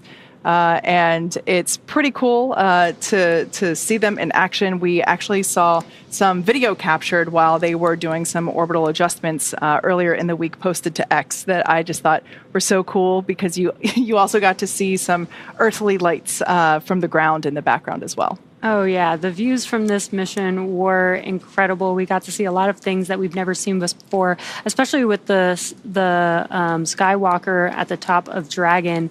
That's the same location as where those 4 Draco thrusters are, but just a new mobility aid that they were able to use during the spacewalk. Just a lot of cool firsts on this mission this week. Indeed. It has been a long week, that is for sure. It seemed like every day there was action happening, and we're super excited that they're going to be coming back soon and share more of their experience with us when they're on the ground. Once again, this view is looking inside of Dragon Resilience. It is making its making its way back to Earth. We can see some minor movements there with the straps and still floating around. Yeah. So they're making their way back to Earth. Again, they are going to be splashing down off the coast of Florida. We anticipate that splashdown around 3:36 a.m. Eastern Time. There are a couple of events that are still coming up. We're going to close the nose cone. That will help protect the forward hatch during re-entry. And it also means that we will not be using the forward bulkhead Draco thrusters any longer. Basically, this deorbit burn is the last time that those will be utilized. Yeah, and we are expecting that deorbit burn any minute now. And again, that's going to help put Dragon on the trajectory towards the splashdown zone. And again, as a reminder, they are still currently in space in orbit, and have not re-entered the Earth's atmosphere just yet. That's what this deorbit burn is going to help them adjust to that trajectory, and then they will perform the entry of Dragon back into Earth's atmosphere. Clearly, Anna is savoring the last few minutes of her microgravity experience. And that deorbit burn is in progress. It's about a 7-minute burn. Once again, this helps to put the Dragon capsule into the correct into. Oh, they lost the feed. The feed went out. The correct trajectory for its landing. This deorbit burn is the last time that we use those 4 forward Draco thrusters for this mission. And again, Dragon has not entered Earth's atmosphere just yet. This deorbit burn is what lines the vehicle up and puts it on its final trajectory to the landing site near Dry Tortugas off the Florida Keys. Now, right now, the crew are using their screens until the deorbit burn termination. That's because they want to monitor this because they are going to hear a lot of different sounds with the burns going on. So Dragon is currently flying free itself, and so all the crew has to do is stay strapped into their seats and keep an eye on things. And there you can see the screen and some cool new stickers there. Great Scott. I love that. I love to see how they add their own personality, like just right there in the middle of that 1.21 gigawatts, obviously referring to Back to the Future. It is worth noting that that Jared has actually flown in this capsule in the commander's seat once before, as he was the commander of the Inspiration 4 mission. Just a quick note here, these are those Draco thrusters at the forward bulkhead, as well as the Skywalker mobility aid that we saw tested out during the extravehicular activity, or EVA. It seems almost sad and heartbreaking to not see, a person hanging out there. Those views were just so incredible that seeing an empty forward hatch just... We'll come back. Yeah. We'll come back. We'll do it again. But what an incredible spacewalk we had earlier this week, and just some cool views that we had there from the nose cone looking back down on Earth.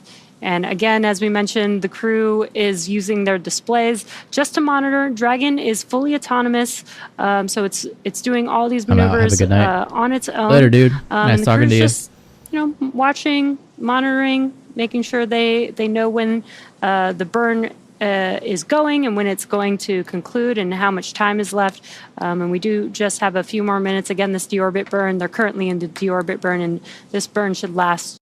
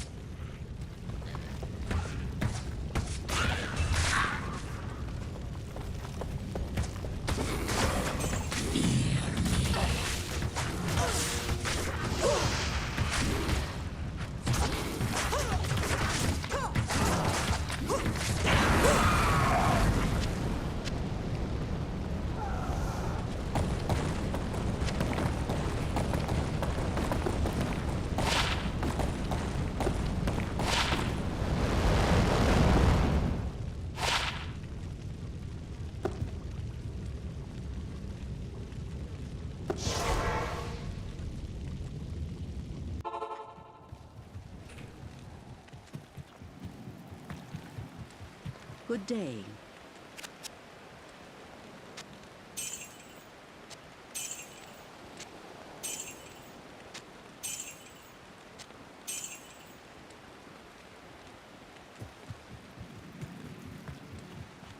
Hello again, Outlander.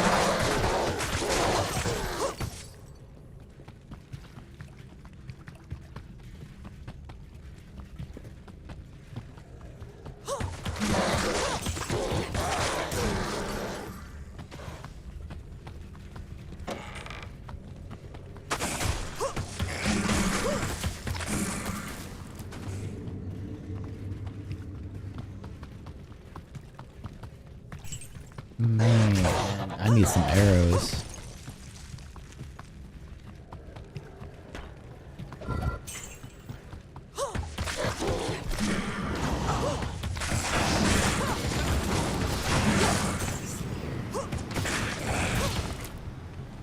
There we go. Arrows.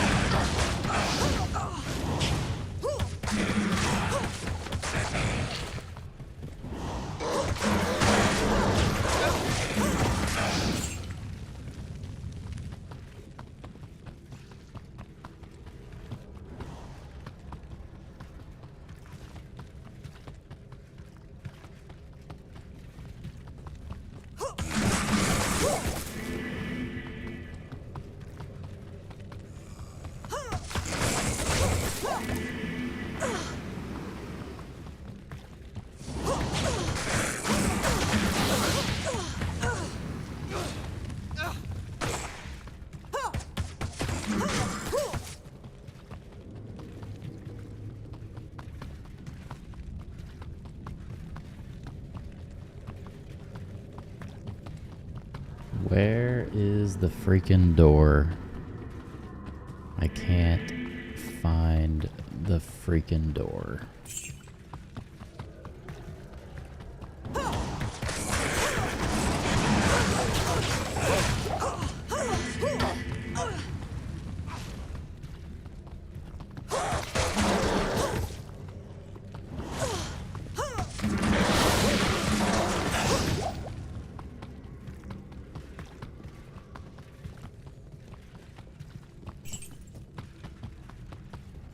Maybe over here? This little part over here I haven't actually gone through and looked at yet. Like up here maybe. Nope. Alright, where haven't I gone? Up that way, I guess. Let's go.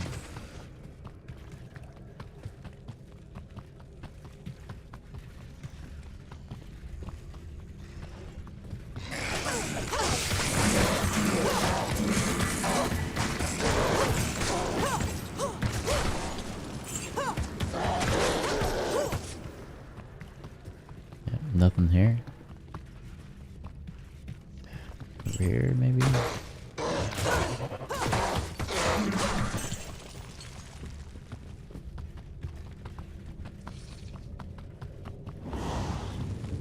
Well, heck.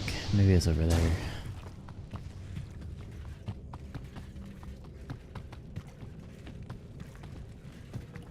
Get over here. Yeah, let's go this way. And down here.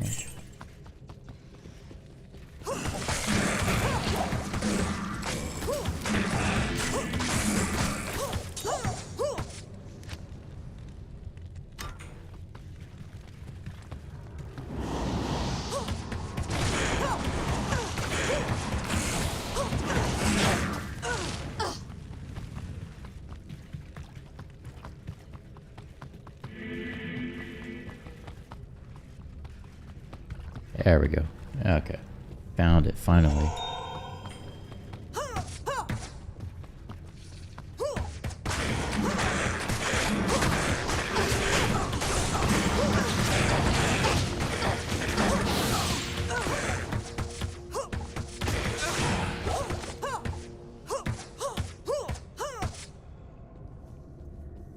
Alright, alright.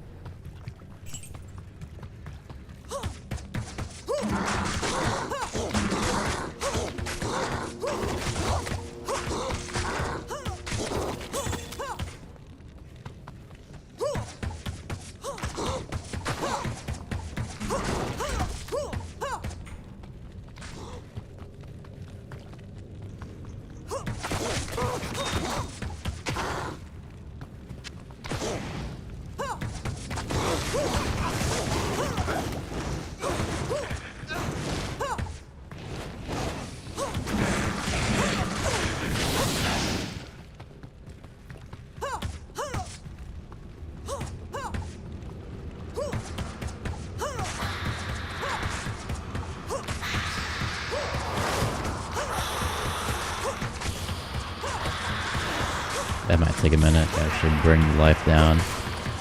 There we go.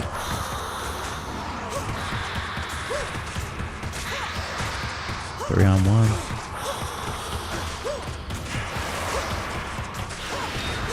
Okay, perfect.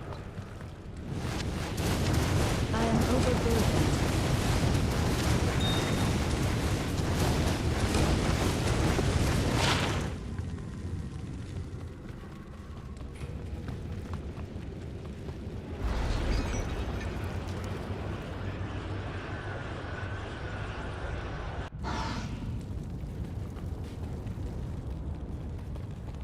stay a while and listen. Hello.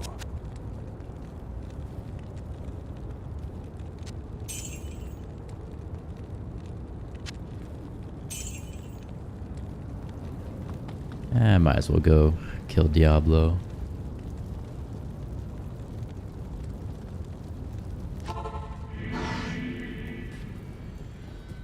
While I'm here.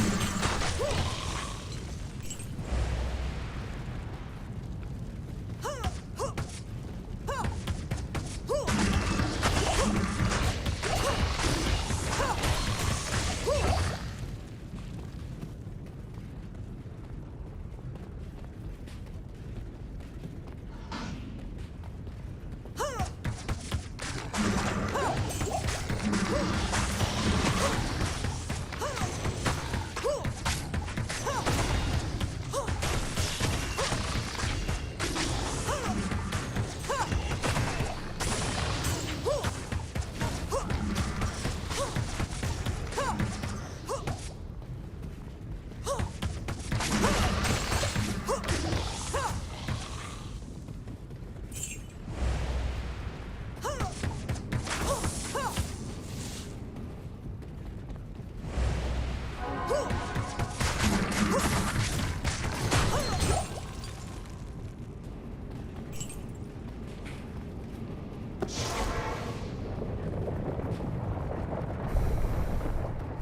even death can save you from me.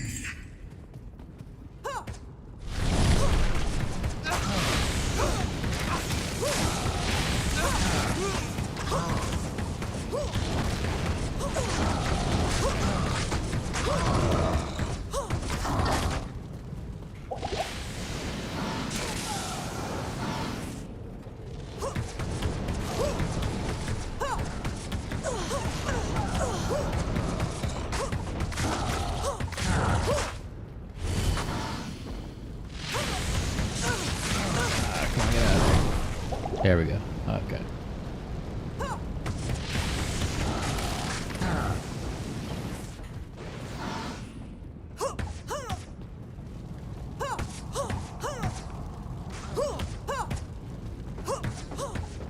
Where is he? Oh, there he is.